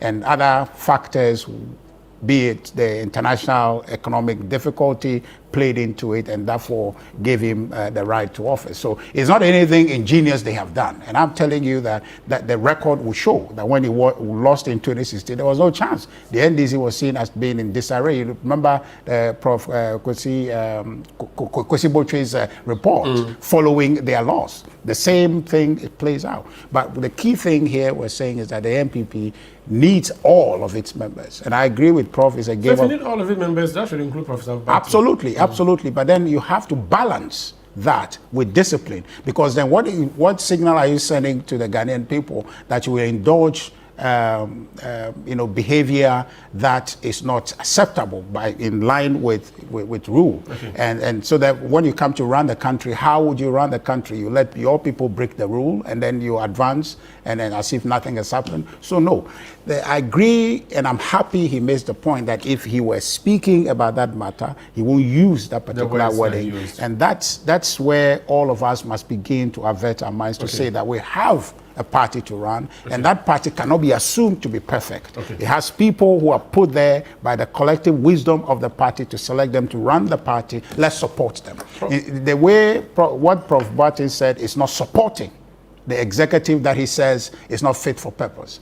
He needs to support them, working with the constitution to use the internal environment to suggest to them. He makes the point also about what Kennedy Japan may have told somebody on TV, that a chairman of Wale, maybe one of the constituencies in the Northeast, have told him that he had the vote and his is in his pocket and all of that. You see, so that's why it's important. If he had petitioned that this is what I've heard, then there will be a hearing. There will be a petition for Reform Barton. You took judicial notice of it. No, I'm talking about a corrective measure in terms of ensuring that these matters are dealt with. So what maybe you're afraid of Kennedy as a party. No, but he said Muye Jimmy for. Yes, but you see, the point is allowed him to stay. The point is that you set a standard. The idea that the other people have said it and have not been disciplined, that's not my job. My job is to communicate what is done. That's fine. Other people have a responsibility to enforce that discipline. I'll come back to you. So the key thing I want to say is to agree with Doc and to invite him to help us to drive the party discipline that we must attain. It is why we have a constitution. He's enjoying America. Please but he's still an active member from what I see. He cares about the party, and because he cares about the party, he can't be reckless. He can't use those words. And so we invite all of us to try and do what we must do as members to help the party sustain, stabilize, and win power in 2028. I'll come to you. People have also expelled people in your party in the past. I'll come to you, but before then, let me hear from Duncan Amwa. Duncan, if a member of COPEC had described you the way that you are fake, would you have tolerated him or sacked him? Which one would be your approach? The truth is, it has happened before. But you see, as organizations evolve, you take note of dissent, you take note of apathy, you take note of concerns. You also take note of sometimes acerbic attacks. And I always tell people that by virtue of the fact that we even have this platform to express ourselves, somebody would disagree with something you say, right? Their response may be way harsher than you expected. They can call you names. They can denigrate you. Sometimes even your own children at home, right? They would go to the extremes. But for those of us on the civil society front, the truth is that we would want an all-encompassing country that tolerates dissent, that tolerates criticisms, that tolerates concerns, or that tolerates even acerbic attacks sometimes. If you listen to the good old Professor Frimpong Boateng, just like many others in Ghana, might not just be the NPP people alone. There were several other Ghanaians who voted for the NPP, who are not members of NPP, who had a certain expectation of, normal things being done, right? They were not expecting us to start building Twin Towers, develop Ghana as though it were New York. A lot of them had been disappointed, especially by some of these policy inconsistencies like the haircut, right? You saw the former Karma person who sadly passed away, complained that the way he had led his life, going into retirement, he expected to be able to live a meaningful retirement. But his own money at some point to buy drugs, he couldn't get. Sadly, he passed on. So when you have people who went through a system that the system itself came down heavily on them, right? You do not expect these people to be charitable with their words, and they would never be. I have heard a lot of people who probably one way or the other were affected by the banking sector collapse. Some lost jobs. They could be NPP, they could be middle people or neutrals, they could be NDC people. They could be NPP people, but when they come to express that frustration and you don't listen carefully, you might think they are attacking the brand NPP. But people are carrying a lot of pain. And I suspect Professor Frimpong Boateng carries one such pain. Because if you recall his report on the Galamsey bit and the kind of responses he got, the pushbacks, the insults, the attacks. Look, I would be straight in reminding Richard and the broader NPP party. People like Abronye had said very vicious, you cannot even use the right words to describe the kind of attacks he unleashes on some of these people. We've not seen them either call to order, call to be sanctioned, or threats of, dismissal, like we saw with Professor. So it is beginning to look as though there's a certain establishment. Richard, this is for those of us sitting out there, okay, minding our trotro business. It will begin to seem as though there's a certain establishment. The establishment has people that it targets, right? So there's some selectivity. And then there are people that the establishment protects or fears. Like you rightly said, there have been several utterances, some very direct at the party, some direct at functionaries of the party, some direct at people who have been deemed to have sympathies for the party. Insults, very direct ones. Naked insults. Naked, nothing. And these people are never called to order nor sanctioned. Either because they tilt towards one candidate or the other. Look, I saw some comments by, is this Ovesatete or something, on Adwoa Safo the other day on socials, and I cringed. It is politicking you're doing, but clearly when certain lines are crossed, especially on women, it becomes difficult. The party will keep silent about some of these things, right? And then when Professor Frimpong Boateng says that, well, the party he sees today doesn't look like the party he is known, because clearly probably he's been used to a certain type of party standard, yes. And suddenly it looks as though Animal Farm, did they say 4 legs good, 2 legs bad? So humans are bad, the animals were good. Forgetting that who was providing for them was the 2 legs. So I think that we will call for restraint, we will call for wider tolerance, right? Because when you are seeking to rebuild, some of your general membership expected that you would have gone through a process of healing, right? A process of closing your ranks, right? There was a government structure in place. Some of your people who clearly also felt betrayed or, not minded. Some were businessmen who had contributed to get the party in power in 2016. They were left, unattended to, their businesses were collapsed. Richard, you should have closed those ranks, made efforts to close them before foisting even this presidential primary on them. So time. Wait.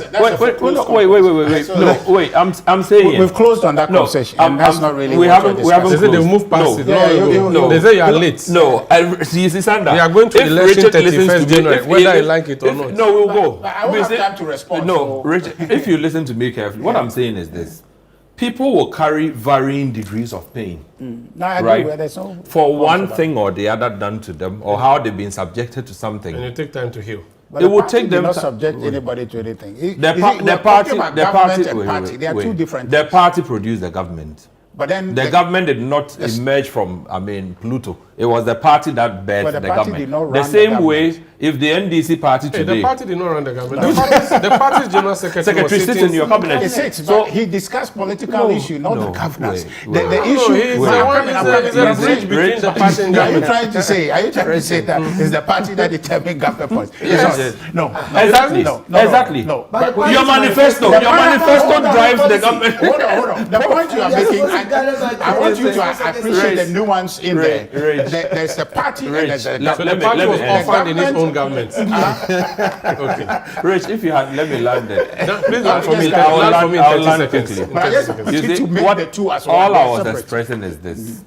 Accept that in the course of governance, in the course of your mandate, even your own people, right? A lot of them would have been, affected negatively one way or the other. And you cannot gag these people from expressing that pain, right? So like Dr. Arthur Kennedy said, if he had a chance, the moment he heard some of these, statements, it would have been proper to just go to the man and say, oh, Prof, whatever we have done, forgive. Whatever we have him with not kid done. gloves? No, treat him with some care. Who is he? Why should he be treated like because that? Because he's one of the numbers you need for the 50 plus only one. Only one time. No, the plus one. He is the plus one, probably. Okay. So treat everybody as though they are the plus one. Okay. Right? That way, if he has others like him, and they see that the party is being reconciled. You opened a window recently for people to come back, the amnesty. So one would have expected a general higher tolerance at this point than being high-handed in the approach to say that, look, once you cross the party discipline, you are going. You are being... Thank you, Duncan. You can do better. That's what I'm saying. You can do better, Richard. Yeah. If you were the NDC and you were going through... But he didn't have to talk about this. Why not? It's interesting. He will advise on how to fix your party. Right now, they are holy. Yes. So I would say that, of course, we are interested parties and interested observers. We are, of course, happy they are breaking down. We are, of course, guarded by the dictum of our former president, Dufiasem. So we won't go too much into it, except that we are observing with keen interest. And Ghana doesn't want to be a one-party state. We want to have a credible opposition, to put government on its toes, to ensure that there is proper governance and provide alternatives that can shape how government goes. But it's interesting. I should say that Professor Frimpong Boateng, as a medical person, he has been my teacher, and I respect him so much. I hold him in very high respect, politics aside, everything aside. And I'm not surprised. He's been someone who, right from his academic freedom, would always want to express exactly how he feels. You may have a different opinion on how he should have said it, what he should have said, but when he's convinced of something, in fact, the level of conviction that it took him to establish the National Cardiothoracic Center against all sorts of opposition, you can go read his books, and then you know the kind of person he is.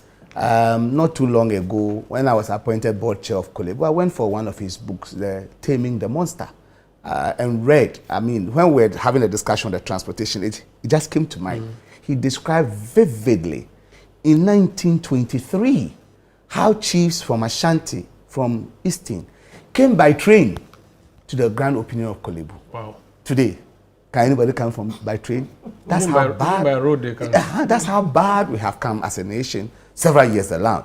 But that's to say that this is a very respected person in the medical community, in national life, and in all of that. But the point is that should we hide behind respected member, accolades, and not discipline him for going rogue? That is their own issue. But remember, when you are doing discipline, like Dr. Arthur Kennedy said, you must be seen to be fair and apply the rule to everybody. I'm not going to sit here to determine who it should be applied to, who it should not be applied to. But if you can take judicial notice of somebody's comment on a public platform and not take the same notice of others, it creates a certain perception. And people would want to express their opinion.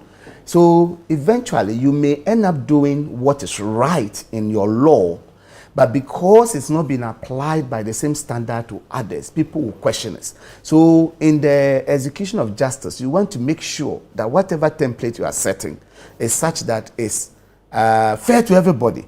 And so sometimes you may see something you want to act, but because you didn't act on A, you are restrained. Because if you act now on B, what will be the interpretation? So sometimes people draw a line. Where do we start from? And someone could say, let's go the reconciliatory route. After Truth and Reconciliation as a party, let's heal. After all of that, then we can then, starting from this day, if you do A, B, C, D, we will do that after we have reorganized and restructured. But well, it's their own decisions. I'm not going to give them any advice, whether it is the virtual NPP or the real NPP. I'm not sure which one. Please, there's no virtual NPP. I don't know which one. I don't know which one Richard communicates for. Maybe the virtual one. You see why there's a need for discipline? So that deal with people like elements like this. People are making the impression there's a virtual one. You should deal with problems. Expel him from the party. So, you know, and there is something that is running true that we need to be careful of. I mean, you see Richard, a very seasoned communicator, trying to distinguish the party from the government. And it was just bringing some memories of like, this same line of communication led the vice president to try to dissociate himself from the government that he was part of, try to dissociate himself from policies. No, I'm just reminding you a few things. I mean, leader of our economic management team dissociate himself from the economy. But this tells you that, I mean, it must be a very difficult job for him to do. And at this point in time, I really empathize with him. He's doing a very difficult job, like Arthur Kennedy said, defending the indefensible. But we wish him well in all of that. My point I just want to correct, before we would have dovetailed into all of this, is that his earlier submissions and everything that has happened should be judged in the light of his current submissions. I mean, if someone could tell us that we deliberately create this current traffic mess so that we can solve it and claim glory, then you ask yourself, what is the basis? Did we go to take away? Nobody said it was a suggestion to Did we go to take away the buses? Did we go tell the drivers to park their buses so that people will be in a queue? I mean, it defies all manner of understanding. But I'm not surprised. All that I'll say is that I wish them well. Are you sure? Oh, I wish them well. Genuinely, I wish them well. That I know NPP will not die. It cannot die. But it can limp. Oh, I mean, it should limp around elections so that we will win with a decisive majority and then they'll reorganize and come again. The elephant yes. We want them around, but we don't want them strong enough to be able to win an election because the memories of the bad governance that they led this country to is so fresh on our minds. Ghanaians need a credible government like what we have to put us on a better track. We need enough time to reset this country. And so maybe they need more time to reset their own party. And they should take time to reset the party. And it's not done by issuing dismissal letters here and there or warning people here and there when others are doing the same thing and going scot-free. Okay. They should take their time to reorganize. Okay. While all that is going on, we are focused on resetting the country. And let me put it clearly, that as far as the NDC is concerned, we know our fortunes in 2028 is not dependent on NPP.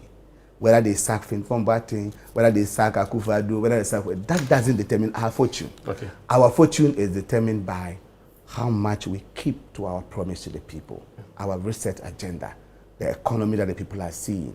That is what will determine our fortune, and we are committed to that. Let me go to Franklin. Franklin Kojo, you run a think tank, Imani Africa. You have managed human beings. Managing human beings is difficult, and it appears that's what the NPP is going through. And they're saying that this particular human being, he's crossed the board or the line, and he has to go. Is that fair justification in terms of what's happening between the NPP and Professor Frimpong Boateng? Well, you know, a part of me feels that, look, every organization has got rules, right? And then once you've got rules, you've got to respect the rules. You've got to basically go through a process. Even if somebody's infracted the rules, you got to go through a process in order to, should I call it, and ensure that what we probably call democratic centralism, right? So to that extent, I could understand. I can understand Richard to the extent that, okay, look, we have rules and all of that, but we are talking about people who, as we've been saying so far, these are persons who have been at the leadership position of the party before, and they've seen the carnage of leadership that was visited not just on the party but on the country, and so they begin to ask questions.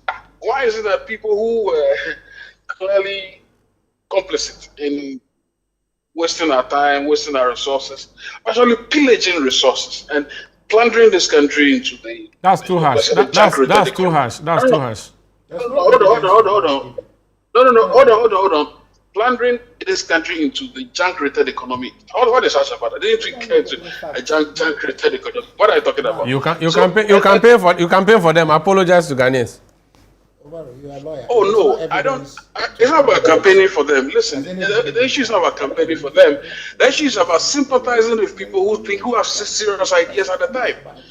Look, I thought anyway. Don't derail me, because that's what we're talking about. Look, so yes, and I feel strongly that if somebody like Frimpong Boateng has come out to say, look, even within government, I was commissioned to look into a very serious matter like Galamsey. Eventually, what did Galamsey let them out? Galamsey was part of the reasons why they kicked out, right? And if the things he said, if the foundations, if the results he found were properly discussed and not jettisoned, which unfortunately became the hallmark of Nanado, I think some seriousness would have been attached to some of these complaints, and then somehow we'll never probably have this level of how do you call it, whatever elections, the margin by which they lost. I'm just trying to tell you that the indiscipline, which Frimpong Boateng talks about, is actually from the center. So you look at some of the decisions they took while back in office, just too much indiscipline. And so to the extent that this man now feels that, look, even the people who are claiming to be part of the process are indisciplined. What is this that we are trying to do? I don't even want to come up with the other accusations about people who have said worse things.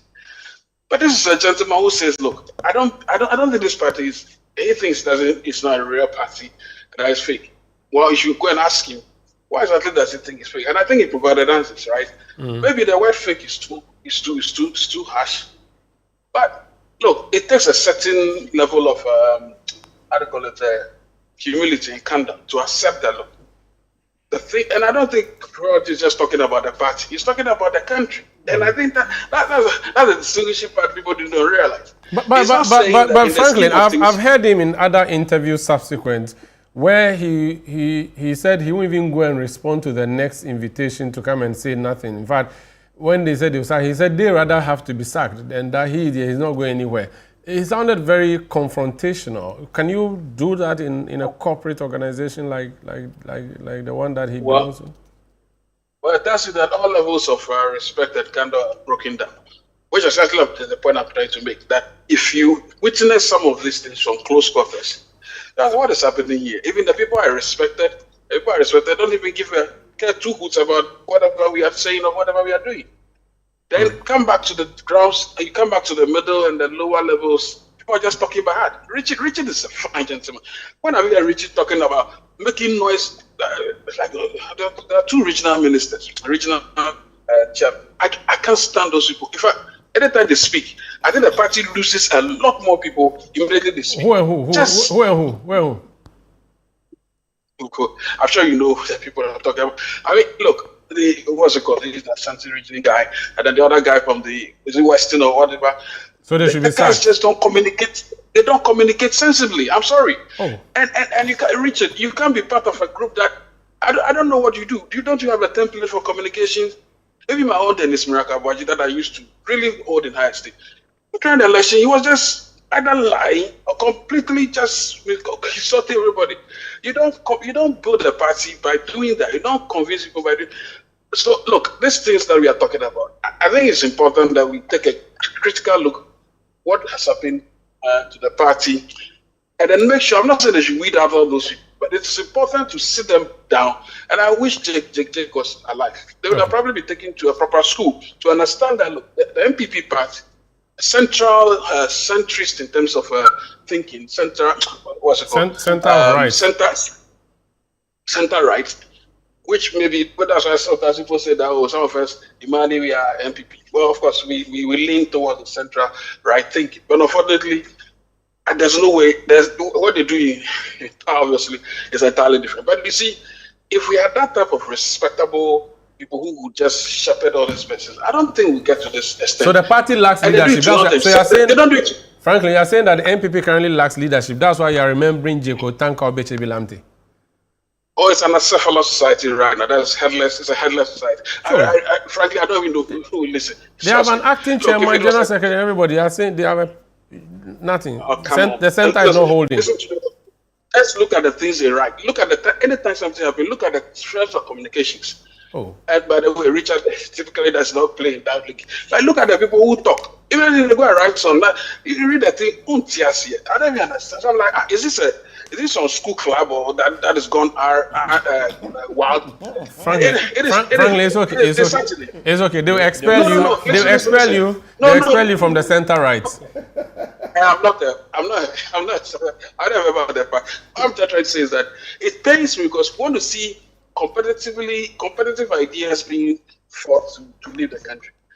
But look, the NPP should realize that as we speak right now, you see, it's not 2016, 2017, it's not the same as this year, right? 2020, 2022. They had committed several infractions, very, very huge infractions, far beyond what John Mahama did, right? Come on, who gave us a junk return? Who took us to the army? Who gave us a haircut? Who said I will not go to the army? And then actually lying through the teeth, I will not go. Then you went. Come and account to you. You say, oh, you said he's a brave coward. He's a brave coward. No, that's what we are going to talk about next. So I would want you to stay on for me. Dr. Atake, do I still have you? Yes. I'll come back to you because I want us to come to the United States of America. The Sedina Tamaklo issue.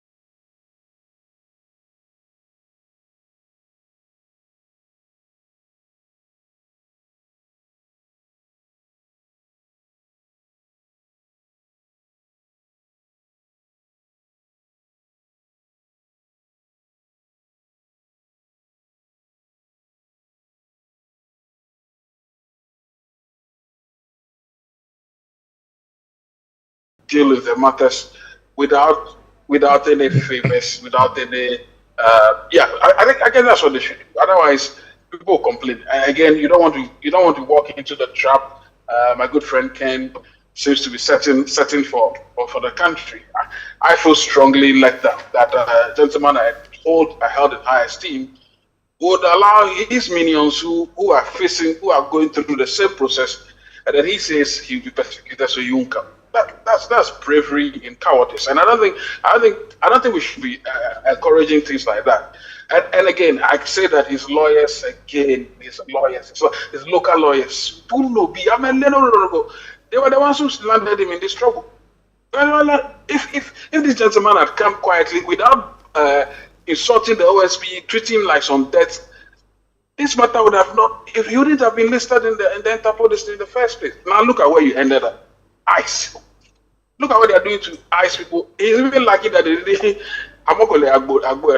He's lucky they just want to pick them. You know, the way that ICE people are beating people up.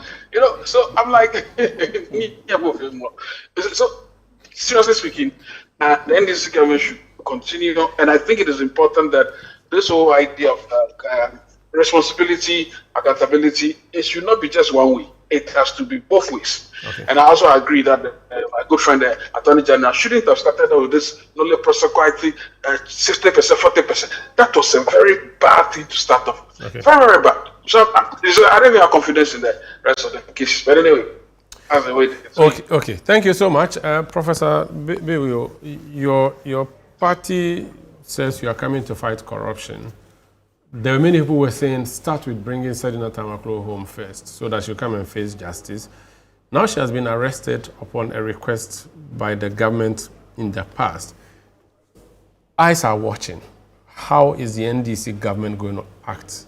Everybody's interested because you seem to be very active in looking for Ken Ofori-Atta. Can we trust you to have the same kind of energy? Yeah, I think we have demonstrated in the past, and our present leader has demonstrated it before, that he's one who is not a clearing agent. Unlike others, he's willing to punish his own appointees if they fall below the bar. This he has mentioned on unambiguous terms, and I can remember that he even recited the Akan proverb that Abaya debo techinu and Nana debo ba, meaning that he told his appointees every time that he's not going to shield anybody. And so I'm not surprised that the Attorney General is making effort to bring Sedinam down as well as to bring Ken Ofori-Atta down. We do know that the people of Ghana are angry and expectant of some effort and results. In fact, not just effort, they want results, tangible results in aura. It was one of the pillars on which we won this election. People want to see people who have looted the country. If we claim so, and it is so, they want to see evidence. They want to see people punished. They want to see people pay for their deeds. You see, the defeat of the NPP in the last election is a lesson to every young politician and everybody who seeks to govern this country or lead this country in any form, that you'll be held accountable at the ballot box for your collective actions as a party. But the next step is that people must be held individually responsible for decisions they took. And that's the next step, that if we fail, then there will be no hope in this democracy. Because then what it will mean is that when we are angry, we just go and vote and change the government. The next government comes and do worse. They go and change them. And how many times will we go through that? But if people realize that individually you'll be held responsible, then people will be careful. I mean, didn't people like Abu Gapele go into jail under Mohammed's administration? Was he not a president? Hasn't it happened before? And he said it clearly. So I don't think that if the person who has done something before tells you that I will do it, you should have doubts. And you've seen that the Attorney General didn't go selective. If he had gone for, made all the noise about Ken Ofori-Atta and nothing's happening about Sedinam, then we'll be talking. But we can see that deliberate effort to get all of them to come down to face justice. One thing I have noticed about our learned Attorney General is that he works so much more, and a lot of things he doesn't talk about them. Occasionally he makes a press conference, people are like, why don't you go to the court instead of making the press conference? The efforts done concerning Sedinam, concerning Ken Ofori-Atta, a lot of it was in silence until they had gotten substantive information before they came public. And if you check the last time they came public because communicators and lawyers of Ken Ofori-Atta were trying to throw dust into the entire nation's eyes. Oh, it's just an immigration issue. It's just that his visa has expired and therefore it's a normal process. And that has been their line of communication. When truly the man's visa was revoked. Why were you pretending and telling everybody a lie on this? You know, ICE picked up the guy and they wish they could present it differently. So then he had to come out and set the record straight. So I just want to say that I have absolute confidence that everything will be done diplomatically. The Foreign Affairs Minister is engaging. Our ambassador in the US is engaging. The Attorney General is engaging to make sure that these people are brought, just to send a signal that you can't mess up as a nation and run somewhere. And to quote the words of my leader in Parliament, we are calling on Zacchaeus to come down. and from the sycamore tree. But the man is not short. Oh, no, but we are using biblical metaphors. He should come down, and today is judgment day. Zacchaeus wasn't wearing white. And face judgment. But the signal that is being sent is what should also inform all of us in present leadership and anybody who has passed into public space, that you will be held accountable. Okay. It doesn't matter if you are a citizen somewhere or you have property somewhere, they can run and go and hide, that we can punish the people here. You see, there's a thing about being here. Being here, even before you are sentenced or you are tried and judged, the Ghanaian public, the media, you, Omar, and go, each day they are judging your conscience. They are picking your conscience on what you have done. If Ken was here following all these discussions from the time OSP and all of that, there would have been enough introspection. But when you are out there, you probably don't be following. You have the option to follow what's happening in the media here. At least come and face it and let people know that you cannot do things and run somewhere. I trust the Attorney General. Okay. He will be fair to all. And my advice to our leadership in government, especially those in the judicial, the justice space, Attorney General, his deputy, and everybody in that read, is that aura is one of the pillars on which we came to power. We must execute it to the best of our ability. Let's recover as much. Let's punish those that deserve to be punished. If we fall below the line, let ourselves subject ourselves to the law so that people can have trust in this democracy that we are practicing. Richard, there are people who say that Ken's absence is a dent on the reputation and image of the NPP as an entire machinery, that the man who was in charge of the national pairs has, quote and unquote, run away. In fact, let me remove the quotes and say that OSP said he has run away, he's a fugitive of justice. Should you not help bring him back as a party? Because like the embarrassment is touching you too, or you don't think that it's an issue that you should take as a party? Well, thank you, Umaru. I thought that you were going to talk about this rather difficult issue in our country where we are forced now to imagine what gender means. No, we'll get there. We'll get there, you sure? Because I don't think you have time. No, we have time. If you don't. Okay. But you're deliberately ignoring. Okay. So I just want to be sure that we have time. We'll talk about it. Because right now, if I ask you what gender is, you have an answer, right? But now, Richard, we're put in a what space is Ken Ofori-Atta? No, we'll talk about Ken. Ken is, on one hand, an individual now, because we're not in government. He's an individual, a member of our party. He has not broken any law, as you would attest to. There's a need for him to come and answer questions. What we know to be the difficulty is that he is not in good health. Evidence of that has been adduced. Now, government want to proceed against him with some charges. And the idea is that you can still advance all those without necessarily having him here. Even though Madame Sednab Tamaklo was here when the actions were commenced against her, she was not here when the process terminated, but it terminated nonetheless. There's been reasonable arguments made that proceed. Ken is not stopping anything in terms of legal processes against him.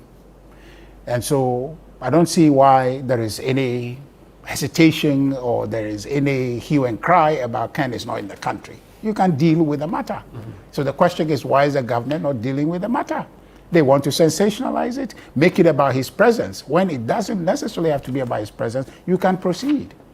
Okay, so I don't see the meat of the matter at this point. You've heard Prof say that if he was here, his conscience would be pricked and that he would see and hear what he has done. But who says he's not listening or his conscience cannot be pricked with the communication, the conversation around it? He's alive. But he should the only way you cannot hear account for his stewardship. No, but he will account for what? His stewardship. No, You don't have any crime that he ought to account for. You have questions. You want him to come and answer. Yes. Hold on. Now, if we make that point, we are going ahead of ourselves to say that he has committed a crime, for which reason he has to come and answer. The state says he has committed a crime. Yes, that's a charge. You understand? It's a charge. People have been charged and they've gone to and they're exculpated. They are the court. So I'm just saying that if you say you have a basis, proceed with the charges. Okay. And the man says he claims health. Umaru, one thing I have learned, having gone through this accident, Umaru, I don't know why Moro is coming to mind. Umaru, is the idea that once you get to that point, you're a medical doctor, once you get to that point, nothing else matters. You can be the president of this republic. Who takes the decision and sign a certain act or a bill into law does not matter to you when you are suffering ill health.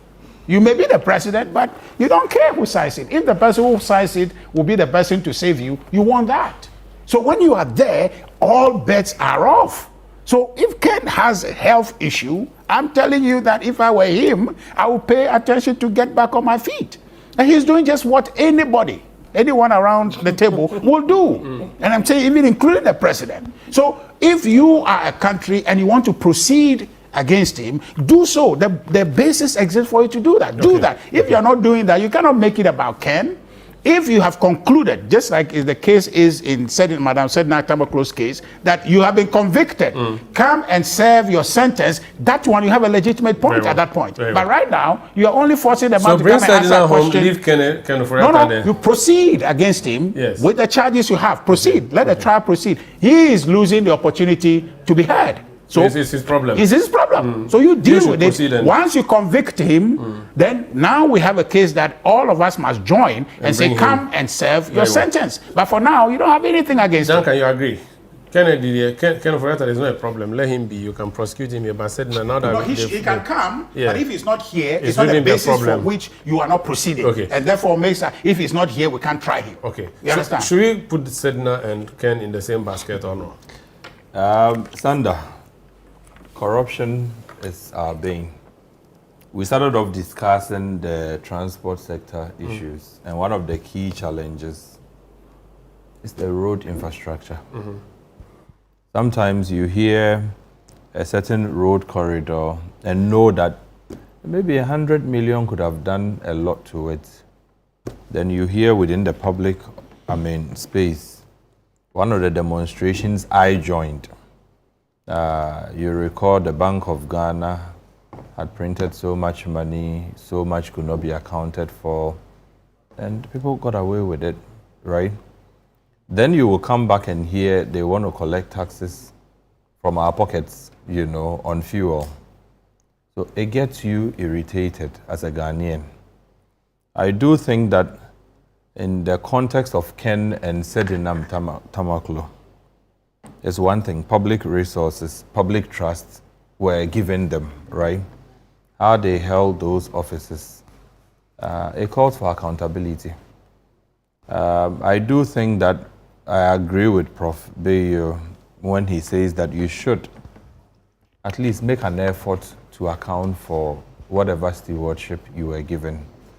The attempt to hide behind, medical reasons, for me is neither here nor there.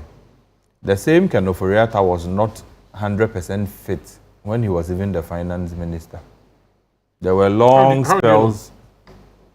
We were here. We got told that he had undergone, a medical surgery or something and was recovering. He was still the finance minister. At the time, he was even supposed to be vetted. There were some issues. Yeah, there were issues for which he was not available. So the health issues did not to interject. But you see, so you are making a good point. At the time, his vetting and all of that, he had health issues. It was delayed until he was well to come. Now, if he says he's not well, and we still just have to wait for him to be well. But that does not stop you from trying him. You know what I'm saying? I'm saying that. It doesn't stop you from trying him at all. Richard, let me proceed. Point is that let's prosecute him, whether or not he's here, so we can do that. When you convict him, then necessarily. You see, in the eyes of the public, we must see public office holders at least making an effort to be accountable.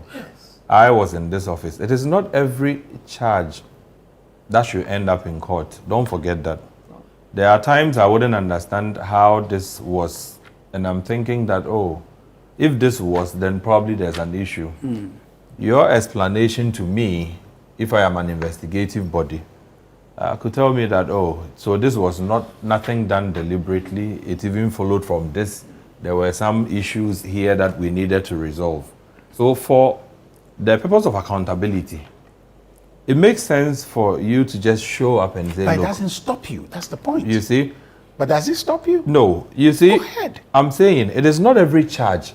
Let's establish that. It is not every charge or suspicion that should end up in a courtroom because I suspect Sanda is carrying this pen. Maybe there's some, you know, hidden camera. And I'm using hidden video. camera. It might right? be. It might be. So if I am able to get him to engage, what I get from, oh, this is normal pen. Big pen. And so there's nothing really to even proceed from. So hear from him before. Hear from him. That is the rules of natural. You see, when we were discussing the earlier issue on Frimpong Boateng, the NPP said they won't hear him.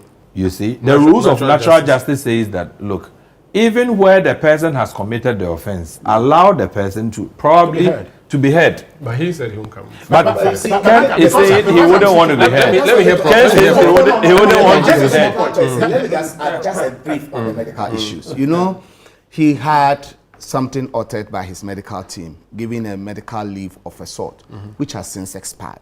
As we stand today, there is no documentation anywhere that a doctor has barred him from traveling. ICE, by their standard practice, will not keep you in detention and not in a hospital if you had medical issues for which reason you needed care. So let's put two and two together.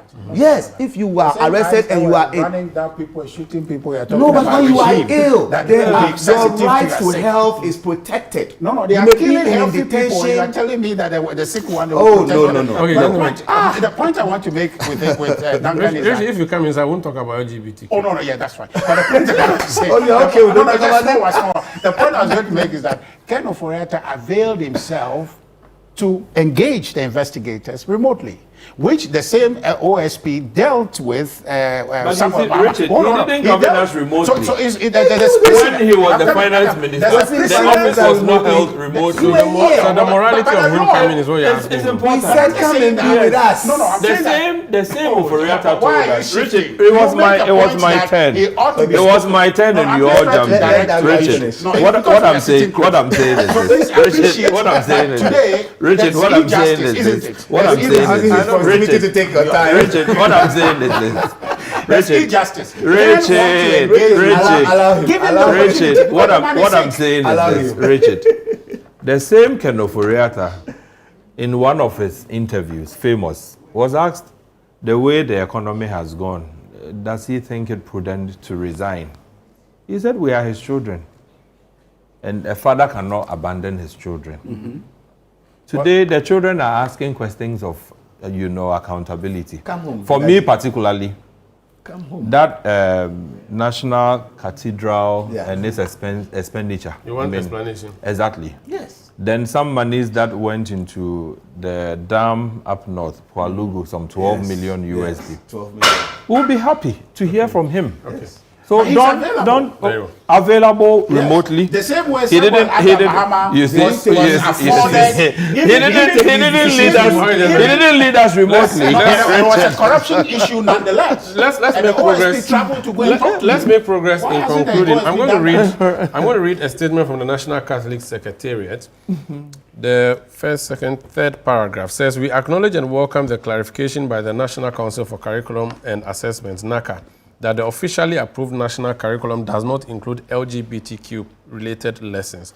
We commend NACA for withdrawing the offending material and issuing a revised manual aligned with national norms and values. Nevertheless, we remain convinced that this incident reveals deeper weaknesses in oversight, consultation, and value alignment within curriculum development process. Public trust in education depends on transparency, accountability, and fidelity to constitutional and moral principle. Prof. Bayo, when you were in opposition, you were on the rooftop shouting that the Akufo-Addo government wanted to legalize Chumu Chumu. Now, we've gone full circle, and it took Reverend Ntim Fojo to come out and announce that you have hidden something in the curriculum only for you to come out and say, oh, he apologized and you are withdrawing. In 1 minute. Okay, it's Are you interesting. blowing hot and cold? Not at all. Definitely not. First of all, let's be clear that I'm informed that that error has been rectified. About 700 or whatever publication have been withdrawn, and the deeper issue we should be looking at is how that error could even occur. But coming from Reverend Intim Fojo, I am surprised that he didn't own it, that this development process of this curriculum began under their tenure. Right? It did. If you know the processes by which curriculum is developed, you cannot get up in 3 months and develop a curriculum and publish it. The process for this curriculum, this physical education curriculum that we are talking about, began in 2024. Right? If you want to change curriculum, you have to set new goals for the curriculum. The whole change that you want to do, you have to do consultation, and they have to go into the objectives of that curriculum and now draft it to get to the point of producing a manual. You are suggesting they left it behind for you? It was left behind, but my point is that at that point, there were corrective measures that should have taken place. And I don't want to do who is responsible, who is not responsible. I want us to realize that when it came out and that error was noticed, it was dealt with. It has been dealt with. Very well. And the issue I just want to put, so no one should try to use this to score political point here and there, because if you want to go to that level, the NPP cannot separate itself, the NPP government, because the development of this manual, the curriculum that led to the production of this manual, began under the NPP era. Okay. This new government has not brought any new curriculum. Very well. If we have time, I would have brought some other issues that I have seen personally, even with the Constitutional Review Committee's report on gender and some other things that I think, you see, you set up a committee to look at, and I'm sure government will take a critical look at that, because some of the comments in there may be promoting. Thank you. Edits. Richard, they are listening government, celebrate the Nipaya Ade Osei. Umaru. Richard, I'll bring you. I know. Umaru. This government, this NDC government, is responsible. Period. It's responsible. Is responsible for sneaking this bad education into the minds of our children. Inherited it. They didn't inherit anything. You set a trap and left for them, and they fell inside. Omaru, they didn't inherit anything from us. That went out. You understand? That's true. They didn't inherit anything. They brought it out. Brought it. So they should take responsibility. So if a process starts today, and the process you disagree with, those cases against the NDC people, those cases against the NDC people in court, including Honorable, no, not before this, this MP for SUTFI, what's the name? Collins Dauda, and the rest, about 6, 7, 8 of them, that the Attorney General issued null prosequi against. Were there not cases started against us? When they didn't like it, when they wanted to free their people, didn't they issue a null prosequi? So what are you telling me, that a process started under us, and were there specific rights? Let me say something. Thank you, Richard.